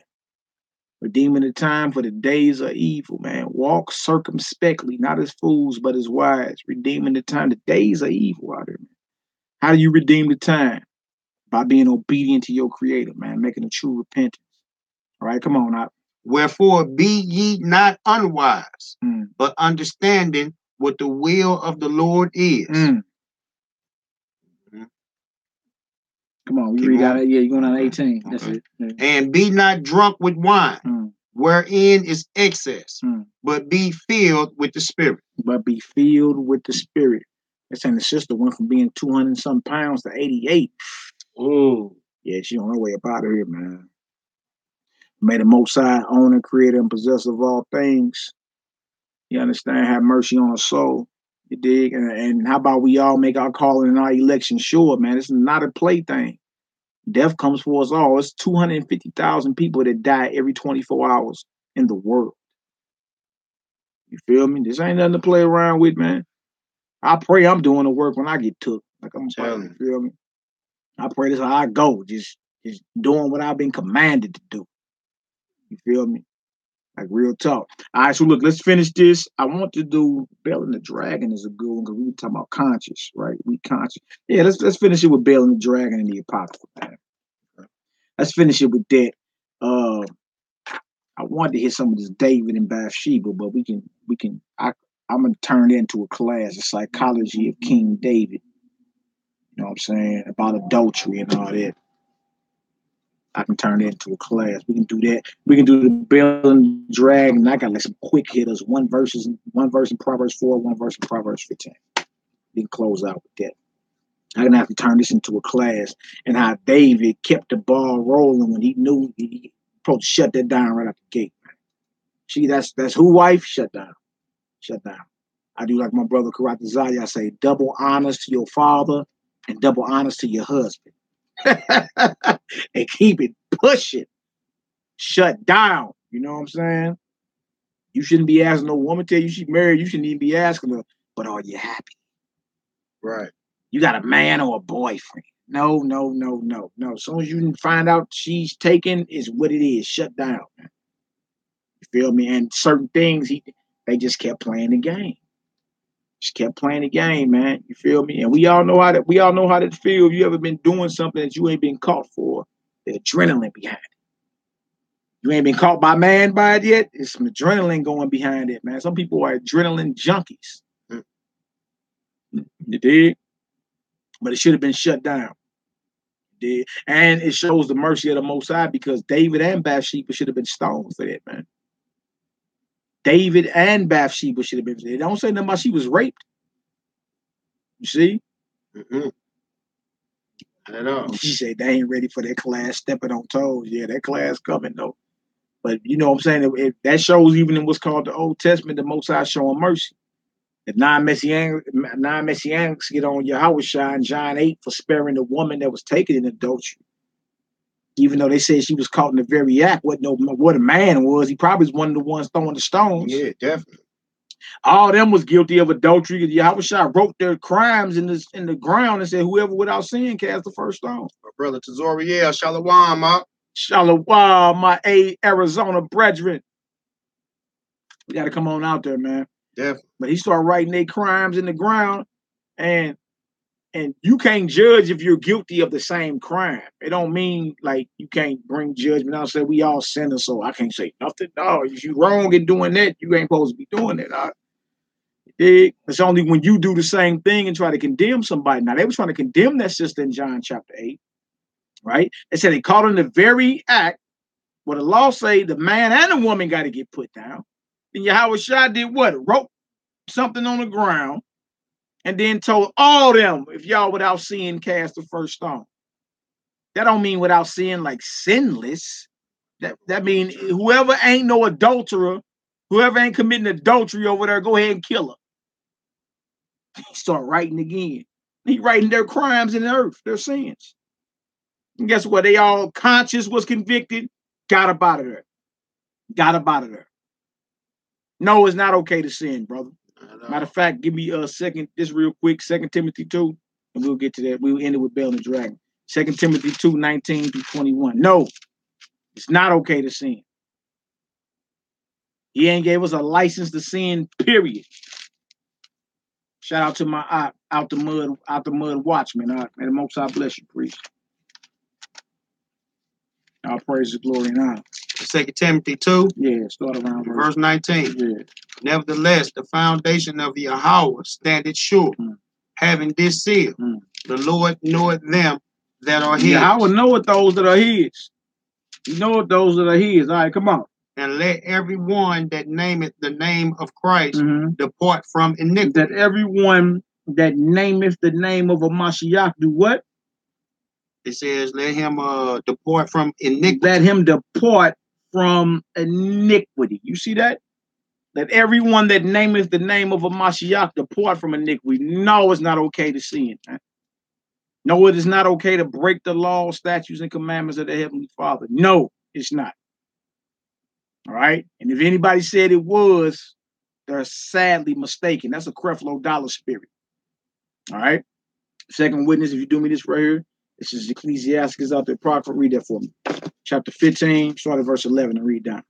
11? Yeah. Ecclesiastes 15 say, not thou. It is through the Lord that I fell away. For thou artist not to do the things that he hated. You shouldn't do the things that Yahweh hated, man. You can't say it was the Most High that made me fall off. Can't say it was the Most High that made me fall. No, you don't do the things. Don't do the things that the Most High hate. All right, come on. Say not thou, he had caused me to err, for he had no need of the sinful man. The Most High don't have no need for a sinner. If the Most High made me fall off in error, the Most High have no need for a sinner, man. None. All right, come on. The Lord hated all abominations. Woo! And they that fear Yahweh love it not. You see? Come on. He himself made man from the beginning. Yeah. And left him in the hand of his counsel. If thou wilt to keep the commandments and to perform acceptable faithfulness, he had set fire and water before thee. Stretch forth thy hand unto whether thou wilt. Yeah, you know what I'm saying? So he put life and death before you, or fire and water. No doubt. Stretch your hand to wherever you will. Yeah, your free will, huh? Choose life this day. No doubt. All right, come on now. Before man is life and death, and whether him like it shall be given him. Yeah, whatever you like gonna be given you. Life or death. Whichever one. Whatever, yeah, come on. For the wisdom of the Lord is great, and he is mighty in power, and beholdeth all things, and his eyes are upon them that fear him. Hallelujah. And he knoweth every work of man. He had commanded no man to do wickedly. He have commanded no man to what? To do wickedly. Come on. Neither had he given any man license to sin. He ain't gave no man permission to sin. So no, it's not okay to sin. He have no need for a sinful man. No need. He ain't gave none of us a license to sin, man. None of us. We know what we got to do. We got to get ourselves together. You understand? And it's a daily thing. Being reborn is daily. This war is daily. Even in your sleep, man. You got to be waging war even in your sleep. Definitely. Straight up, man. All right, that's right. Order. All right, the wages is saying equal death. That's right. All right, so look, let's get this. We're gonna do this Baal and the Dragon, because we've been talking about the conscience of another, right? And we're going into how those that eat food sacrificed to idols, they actually got a weak conscience. They got a weak conscience, right? But everything you do, it just don't affect you, brothers and sisters. That scripture, that was 2 Timothy chapter 2. Mm-hmm. And what was that? Verse 19 through 22. Yeah, and then you got Sirach 15, 11 through 20. Right. Sirach 15, 11 through 20. You understand? And 2 Timothy 2, 19 on down. All right, let's get her done. Yeah, I'm just saying that because you can't, it tell you in Romans the 2nd chapter that you can't judge somebody. You can't judge someone and you're doing the same thing. You can't condemn somebody and you're doing, like, how you gonna condemn a homosexual when you're homosexual? You feel me? That's so it ain't like, because he would have been saying him without sin, like if you're sinless, but the scriptures go into how he that spiritual what? Judge of all things. You feel me? So they were guilty of the crime of all them cats was adulterers. They were committing adultery. So it ain't like, you know what I'm saying, you sin free or nothing like that. But the fact that they were trying to kill this woman, and where was the man? Somebody was trying to cover up something. Where was the man? If you caught in the very act, what a man there. They both got to get put down. And you got a whole crowd of men claiming y'all found her in the act. Mm-hmm. Like, you never know. They probably just ran a train on her or something, man. You never know about these so-called self-righteous, self-proclaimed religious Negroes. You never know. You never know. You understand? So that's what it was going into. You dig? It don't even really say what he was writing, but just based off the scriptures on, if you read Romans the 2nd chapter, how do you judge someone and you're guilty of the same crime? How can a homosexual condemn somebody for being a homosexual? Doubt. Like them elders in Daniel with Susanna. Yeah. No doubt. Same exact thing. That was another story we wanted to get to too, but you know, it's all good. So that's why once you bring all the scriptures about judging into play and you look at what happened with the circumstances in John the 8th chapter, then you can start surmising that, okay, well, y'all must have been those that were committing adultery. That's it. That's it. All right, so let's get this, Hebrew. Baal and the Dragon. We in Baal and the Dragon. We in verse 1. It says a king, Atages. I want to say that. It's all good. You ain't good at the king's English. Right. Come on, was gathered to his fathers. And Cyrus of Persia received his kingdom. And Daniel conversed with the king and was honored above all his friends. Now the Babylonians had an idol. Had an who? Had an idol. Right. Called Baal. And there was spent upon him every day 12 great measures of fine flour.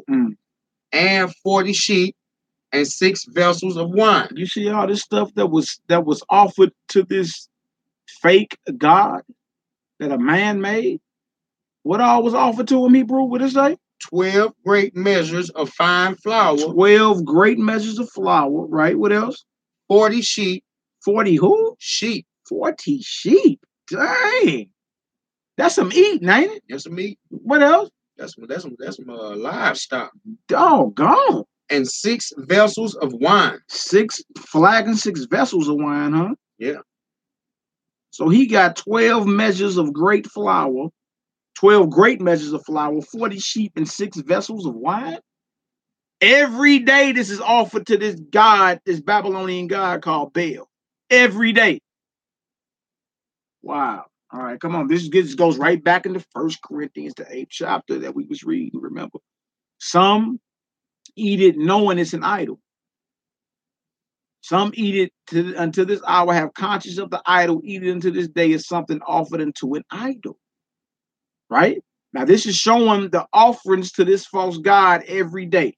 12 great measures of flour, 40 sheep, and 6 vessels of wine. All for this fake god. Where is it going? Right. Where it's going?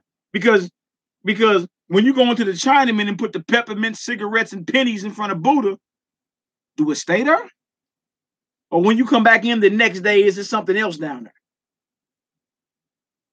Who are the ones that are benefiting from the sacrifices you bring into this false god? Let's read, Doc. Let's get it.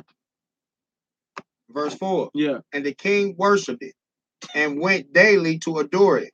But Daniel worshipped his own God. Hallelujah. And the king said unto him, why doest not thou worship Baal? Who answered and said, because I may not worship idols made with hands, but the living God, who had created the heaven and the earth, and had sovereignty over all flesh. You hear what he said, man? Look, I can't worship no idol. I got to worship the owner, creator, and possessor of all things, the creator of heaven and earth. Can't worship idols. That's why I don't worship your God. This is in the ancient world. You understand? And showdowns went down over gods, man. Where you from? Who's your God? Who's your people? What's your laws? What's your dress code? We here to conquer. All right, go ahead.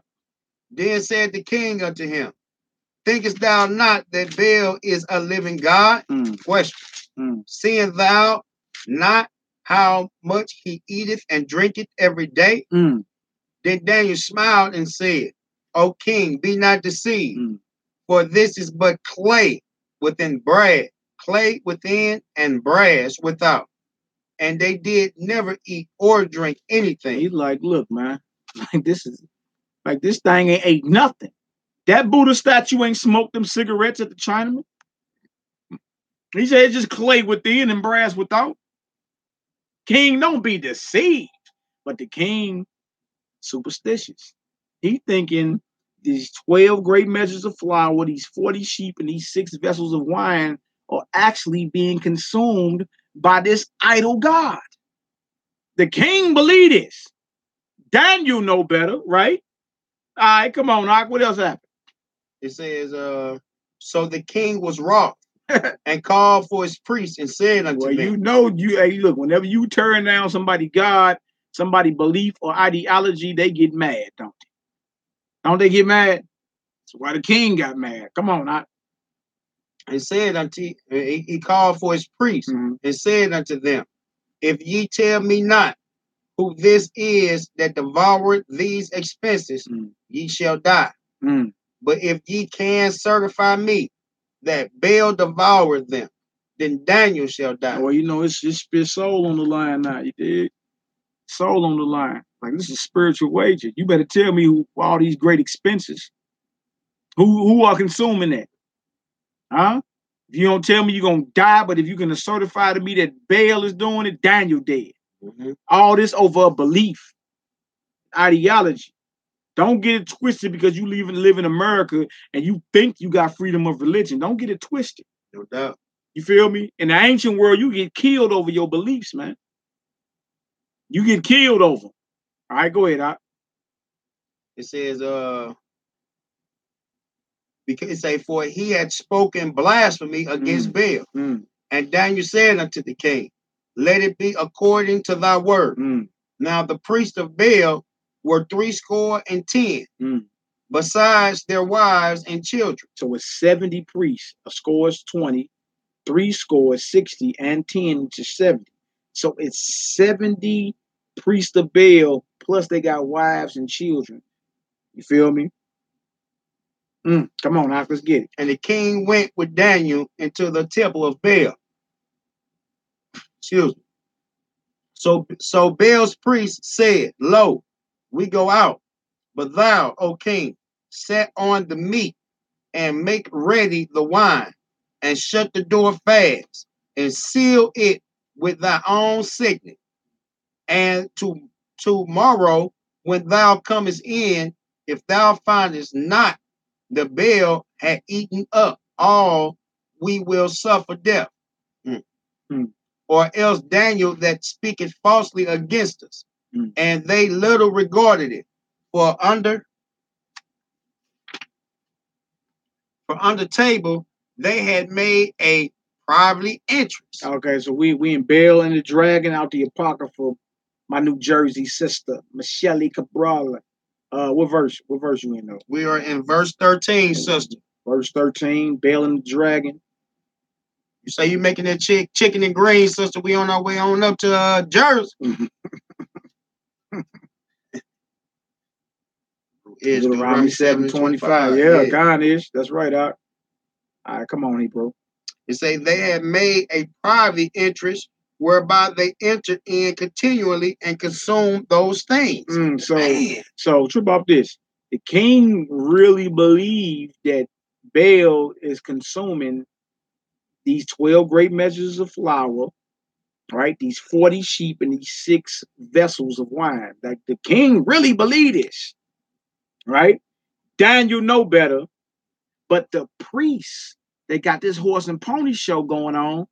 You dig? They know better too. They the ones eating all this. They got them a little private door to slide into the sanctuary to grab everything. So what this lets you know, even the priests of Baal know it's some madness, man. The priests, the so-called priests of these so-called pagan gods and all that, they know they not gods, but they're benefiting off those gods. They benefit. That's it. So they eating and drinking good. Yeah. Hey, look, and all while knowing the king believed that it's Baal that's doing this. But it's the priest the whole time. Well, king like, man, look. Let me know for sure who is it that's eating all this, spending all this money with all this food. We want to know who it is. Yeah, man. Yeah, it's crazy. It's crazy, man. You dig? But the priest knew better. The priest knew it was a hustle they had going. This is how we're going to feed our family. You understand? Daniel knew better, but the king didn't. So it's showing you the weak conscience on the king. The king didn't know. He really believed. He really believed, you understand, that his God was God. Had a weak conscience. Daniel knew better, didn't beat the king up, but like, look, don't be deceived, man. That's not real. Then a spiritual wager was put up. And instead of standing down, guess what? They said, let's go on through with this. You feel me? Because Daniel was about to what? Overturn the money tables, boy. What you talking about? The horse and pony show is over. Yes. All right, come on, Hawk. It says now, that's right, Benaiah. That's the same thing these lying pastors are doing to our people. Exact same thing. And look, most of them know they doing evil, man. Most of them know they fleecing the flock. Most of them know it, man. All right, come on, Hawk, let's get it. It says, so when they were gone forth, the king set meat before Baal. Now Daniel had commanded his servants to bring ashes, and those they strewed, throughout all the temple in the presence of the king alone. So before they locked the door, they came and brought the offerings out there, right? But then they came and put the offerings out there, and they left. The priest did. So Daniel called some servants in and said, hey, man, sprinkle ashes all throughout this sanctuary. Let the king see it too. Sprinkle all this.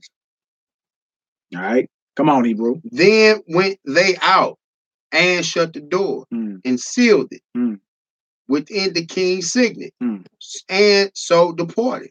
Now in the night came the priests with their wives and children, as they were wont to do. As they usually do. Yeah. Where everybody sleep, you know, hey, come on, let's go. Let's go eat good. Right? Get 70 people. Woo. 70 priests. 70 priests and their wives and children. Man, so you can see them, what was that? If each man got a wife, that's 140 people. They ain't counting all the children. 12 measures of flour. 12 measures of grape 40 flour. sheep. And 6 vessels of wine. Man. And did eat and drink of all in the morning. And this was every day. Y'all realize this, right? And drank all of it, drank all that wine. Feeling good. Go ahead, Doc. In the morning betime, the king arose, or before the king rose, and Daniel with him.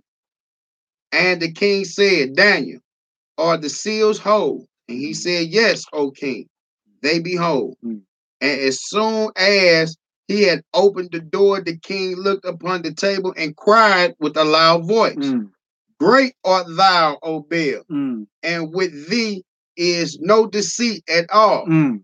Then laughed Daniel. Daniel started laughing. And yeah, every day, y'all go back to verse 6. It said, Then said the king unto him, Thinkest thou not that Baal is a living God? Seest thou not how much he eateth and drinketh every day? You see, every day. These were the offerings to this false god every day. King look in, he see the table empty. Man. He start praising this false deity. I'm telling you, Friday, every day. Now check it out, man. These people was in the knowing what we finna eat today, y'all. Yeah. What we gonna this is what we gonna get. We're gonna get this, we're gonna get this, we're gonna cook it like this. They was preparing for this in their mind the whole time if this was done daily. You know what I'm saying? So it's like it said, where it say and want. Like it was saying, and want meaning as they used to do. Yeah. That's what it was. You know what I'm saying? They did this so much on the daily that they had to be preparing for this. Like, yeah, we want to eat chicken today. As soon as the night comes. The whole priesthood in on this, man. The whole Babylonian priesthood is in on this, man. And the king really believed it. That's the crazy part, man, because the king really believed that this false god was consuming all this. Right? And then there was others who partook but knew better. Remember Paul said there are some at this hour who for conscience sake eat it as a thing offered unto an idol. That was in 1 Corinthians 8. Like the priest knew this was an idol. The priest knew this was a fake god. The priest knew they was the ones eating all that. The king didn't know. Right? And so that's the two paradigms. We got people that really get down and worship these idols and these pagans and Satan. You understand? They know it's just a hustle. And then you got others who sincerely believe. What they got in common, they both are involved in pagan worship. And just like with our people, some of our people may not believe or go even deep into the origin of Christmas, the origin of Easter. But then you got pagan priests who know about the origin of Christmas and Easter. No doubt. It's the two paradigms still exist of worship of the same God, the same deity that's in Babylon, Baal. You got those, it's a hustle, but they benefiting off of it. And you got those that really believe this is real.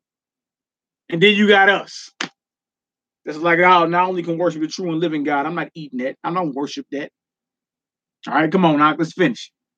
All right, it say, Then laughed Daniel and held the king that he should not go in, and said, Behold, now the pavement, and mark well whose footsteps are these. And the king said, I see the footsteps of men, women, and children. See, because remember, Daniel did what? He sprinkled ashes on the floor. Right? So even though they sealed the front door into the temple, remember they had a private back door they used to slide in. But when they slid in the back door, because Daniel had ashes on the floor, guess what it left? Footprints. So it proved to the king that what if this door had been locked the whole time and the temple been locked, how in the hell are there footprints on the floor? And he said, I see the footprints of men, women, and children. That little footprints out here. They in here kicking it. All right, come on now.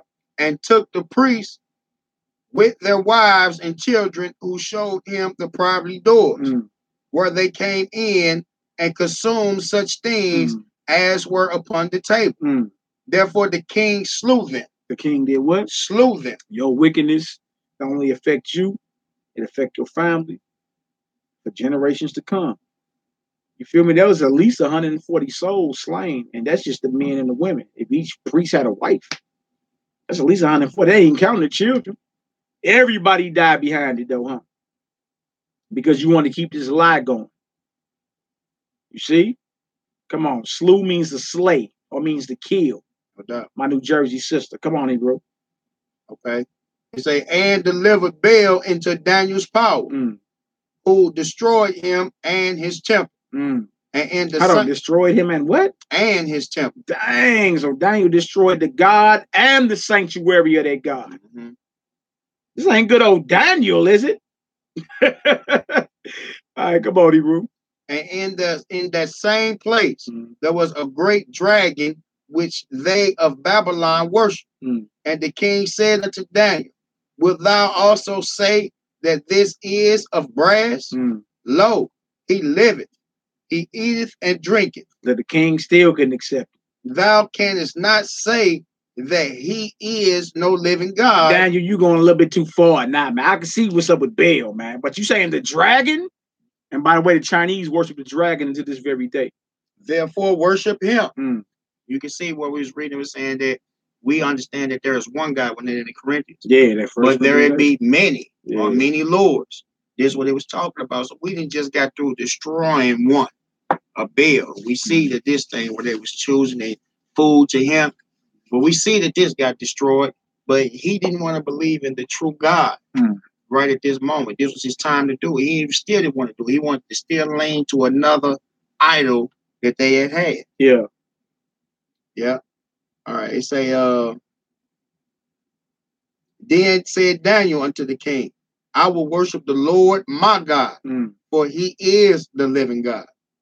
But give me leave, O king, and I shall slay this dragon without sword or staff.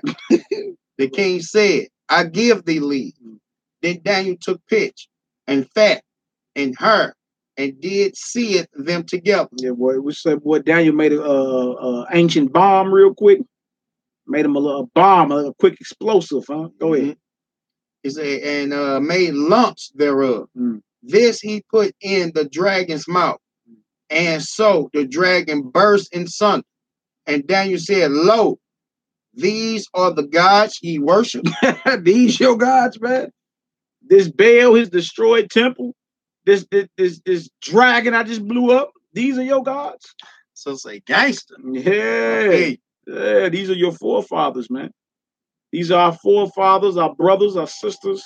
The day in the life of an Israelite. Yeah. Come on, Hebrew.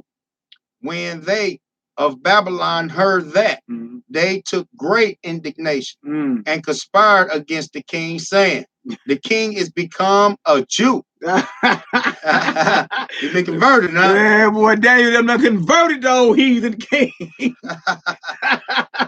I converted the old heathen king. Come on, bro. That's funny. Yeah. And he had destroyed Baal. He had slain the dragon and put his priests to death. So they came to the king and said, deliver us Daniel, or else we will destroy thee and thine house. Now, when the king saw that they pressed him sore, being constrained, he delivered Daniel unto them. Who cast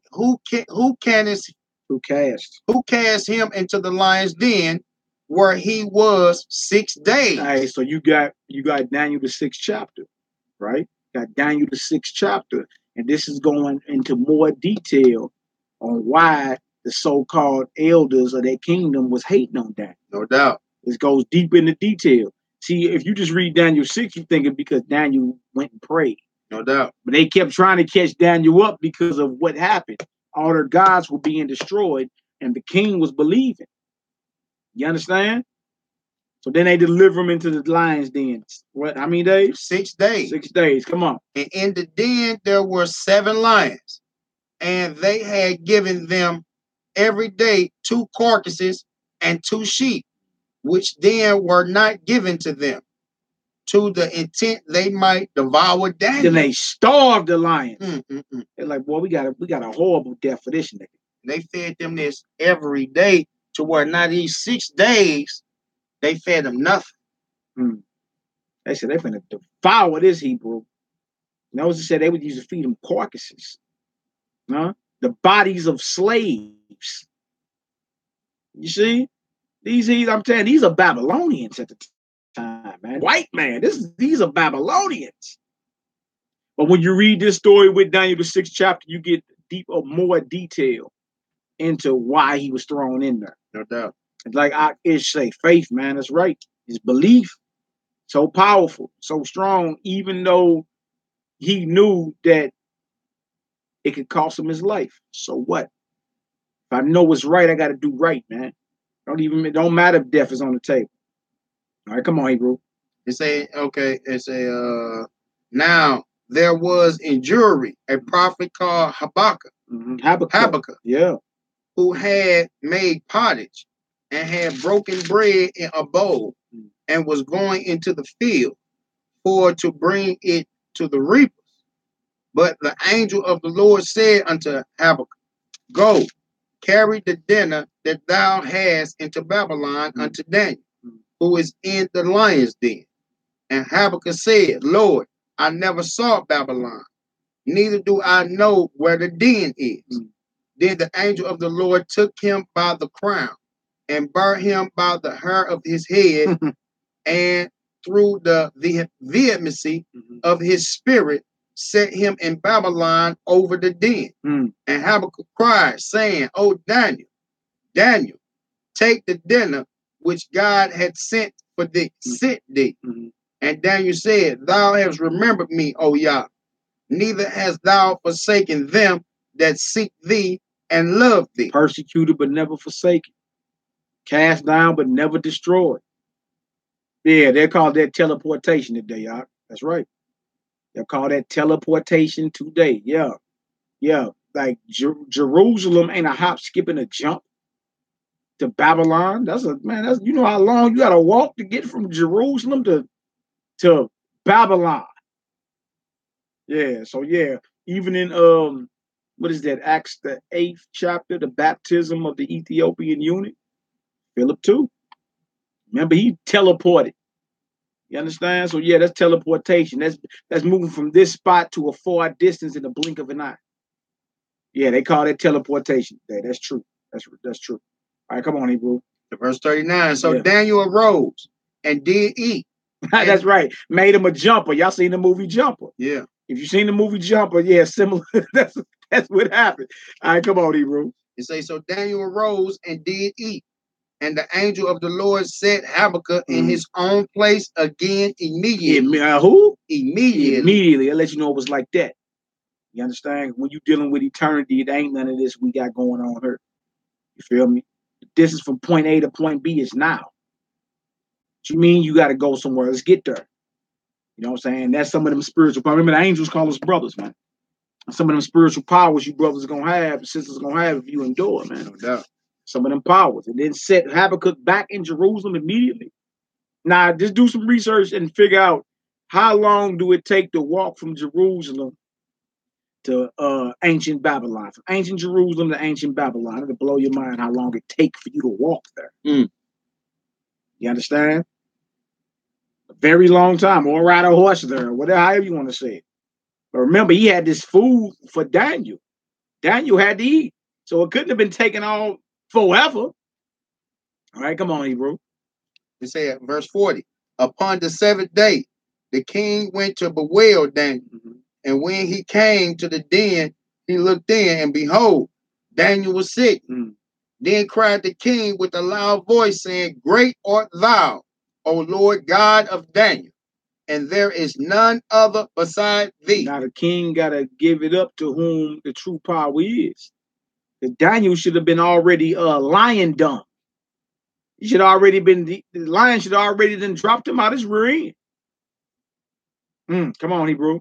And he drew him out and cast those that were the cause of this destruction into the den. His destruction. Yeah. Of his destruction into the den. Yeah. And they were devoured in a moment before his face. Judge of another man's conscience, man. Yeah. Like real talk. I got a few quick ones. Proverbs 4:23, one verse. And they're just showing it was going back or lying back and off what Paul said in 1 Corinthians, the 8th chapter. You understand? 1 Corinthians, the 8th chapter. Some with conscience of the idol until this hour eat it as something offered unto an idol. That was the priest. The priest knew it was a hustle. The priest knew there was an idol. The priest knew, right? The king didn't know. Both of their consciences were weak because they was dealing with a false god. And Daniel knew too. Like, man, Daniel knew it was false. Daniel knew it was a hustle. Yeah, Sister Kimberly Lilly, please read that story. It's an excellent story. And also the history of Susanna and the Apocrypha is another one that goes to conscience, man. Conscience equal your heart, equal your mind, equal your soul. I need Proverbs 4:23, God. Proverbs 4, chapter 4, verse 23 say, keep thy heart with all diligence. Now remember, heart means intellect, feelings, will, soul, mind. Keep your mind with all diligence. All right? Your soul with all diligence. Keep it, guard it, right? You didn't heard the phrase before, he lost his mind, the brother snapped. You know, the show snapped. What does that mean? You mean he broke his body in half? He snapped? No, his mentals. His mind broke. Keep thy mind with all diligence. Guard your mind constantly. All right, come on. It says, for out of it are the issues of life. Out of it proceedeth or is the issues of life. Right here, your mind. You understand? A wounded heart or a wounded conscience, you can tell when somebody's mind is jacked up just by looking at them. You understand? Some people wear their heart on their sleeve. You know the phrase. You can look at somebody's face and tell something wrong with that brother. What's wrong? Something wrong with that sister. You feel me? Keep your heart with all diligence. Your heart, your conscience, your soul. You understand? Your mind with all diligence, for out of it proceedeth the issues of life. Real talk. Give me Proverbs. Last one. Give me Proverbs. That was just 4:23, wasn't it? That last one is 15 and 26. I thought I had it on her. I just remembered it. Yep, right here. 15 and 26. Proverbs 15 and 26. Keep your mind with all diligence, for out of it proceedeth the issues of life, man. Yo, keep your heart. Your heart, your mind, your soul, and your conscience in the Bible, Old and New Testament, it all mean the same thing, man. Your soul equal your heart, equal your mind, equal your conscience. You feel me? For conscience sake, judged of another man's conscience, man. Walk circumspectly out there. Everybody's watching. And the things that you do, if they're unlawful, the things that you do can cause a whole flock to start being unlawful. You see? From Babylon to Jerusalem is 1,678.2 miles. Nah, he ain't walked there.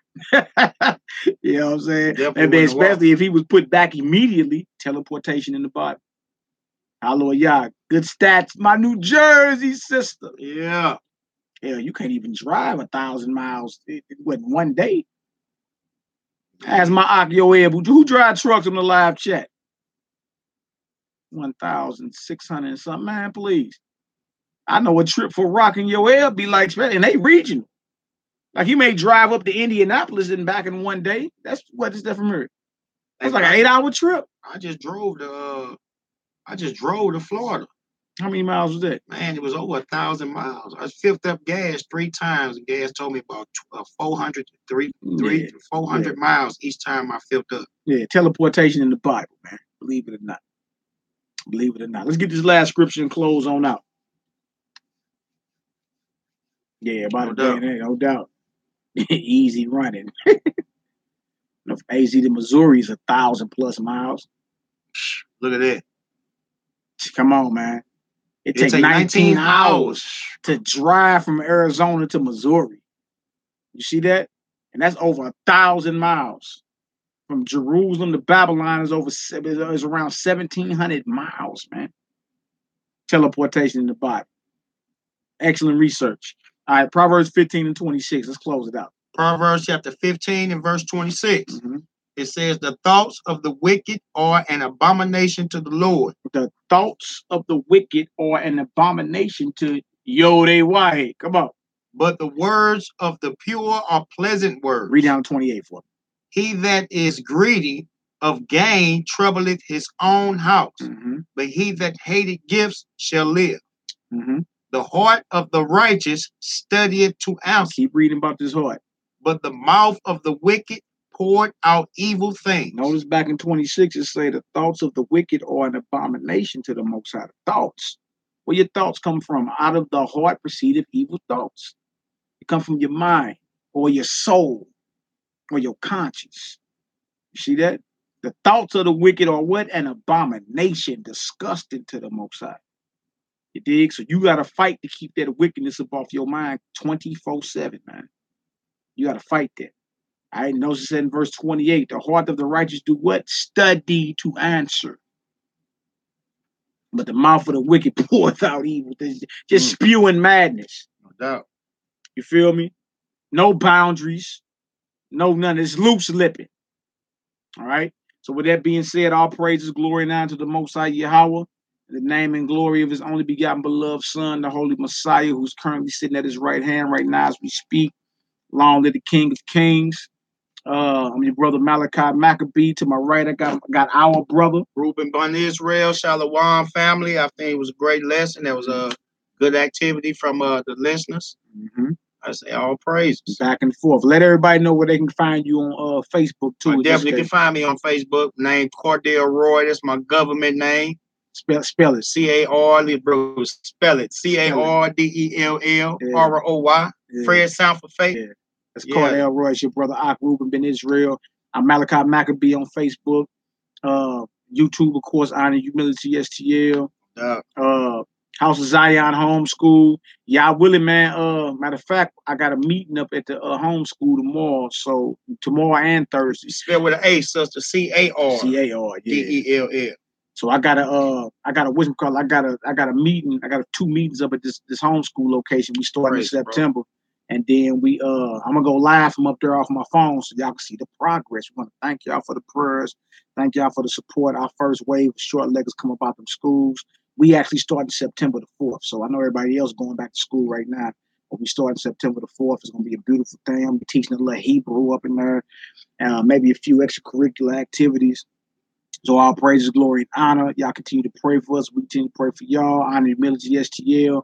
Melchizedek Media. We got the rough draft done. That'll be launching. That should be launched within days now. You know what I'm saying? We did all our bios. Everything that need to be corrected is corrected. The pictures. So everything that we've been speaking is coming into existence. All praises. Y'all continue to pray for us. And we continue to pray for y'all. Anybody want to get water baptized, let us know before it get too cold. So we can take y'all out there to the Merrimack River. Inbox me at honorhumilitystl@gmail. And may the Most High bless you brothers and sisters, man. Stay focused out here. Remember, conscious also mean co-perception. You feel me? So everybody's looking at us, man. So walk circumspectly. Walk circumspectly, redeeming the time for the days of evil. You got anything else you want to say out? Oh, hey, all praises, family. Sister say she want to get 2 sisters say they would like to go ahead and get that water baptism. That's all praise. That's all good. Y'all just email me and we can go ahead and coordinate some dates before it get cold. You did cold around this St. Louis area. Shalom, family. Look at that brother Ariel. He laugh. You have to spell your name, bro. Yeah. I say that with your brother. It's all right, bro. We on our way to that barbecue though, bro. No doubt, Tobias. You know we gonna link soon, man. We need to link over a grill, man. You know what I'm saying? Throw some on that grill, smoke us some lawful. What my brother Ariel say, some charred mammal's flesh. We get it done, man. My sister Seraphina, Shalom, Kimberly, Lily. Bro, how was they saying me one of them turkey all praises to the Most High Queen. You know we love you, sister. My sister Poppy, Zuriel, Ellis Good. You know what I'm saying? Everybody, man. Any of my brothers making music, y'all trying to get some features, holla at Hebrew, man. Y'all already know. You know what I'm saying? The folk tribe definitely can be featured on whatever. Let's go ahead and get it done. My Ak Ish. Yeah. Good to see you, Ish. Shemuel, Yisrael. My brother Ish. Y'all know how we do, man. Just your brothers. Nothing but your regular. Y'all know the saying around here. Nothing but your regular. Hey, Ariel, man, we on our way. Go ahead and get it cracking, man. You know, Ruban done got the hoop ride, so we ride now, baby. Brother. Brother. Slide on you in a minute, bro. Yeah. And we will come to Jersey, Michelle and Kimberly, but we gonna take the hoop ride up there. We want y'all hook it up though. We definitely come through. Yeah, okay. Young Jeremiah, great lesson. What up, cuz? Cuz what's going down, cuz? We need to slide? Yeah, we need to slide. Hey, cuz hooked up some nice turkey legs. Young Jeremiah. Yeah, I can sleep on young Jeremiah, but that bro Jeremiah get it in. Man, that bro be trying to hide back in the back and cut, man. I let everybody know he good on that grill. Hey, man, you can't be doing all that, man. Because Hebrew was gonna devour. Yeah, straight up. Hebrew gonna devour, man. So look, we love y'all indeed in the truth. Y'all hit the description box. Any more donations, man? Pray for us, man. We need prayers more than anything. Ooh, who is that from Brazil? Pray for us and get her done. Who from Brazil? Oh, como você vai? Como você vai? Yeah, I knew a little Portuguese, huh? What else do you know, brother? I know a little Portuguese, just a little bit, man. You know, look at Michelle laughing. Yeah, she knows Spanish. That's such to play spades right there, bro. Yeah. Better come get us a couple games in. Yeah. Bobem, yeah. Oh man. All right, y'all. To the next time. Most I be with you all. Shalom. Shalom lakam. Peace to you all. Yeah, that was funny, boy. I don't know why you guys still ain't gonna let me stop. That deal steady running. Y'all, man. Shalom. There we go. Yeah, all praises, bro. Yeah, that was good eating, huh? Judged of another man's conscience. How about y'all, man?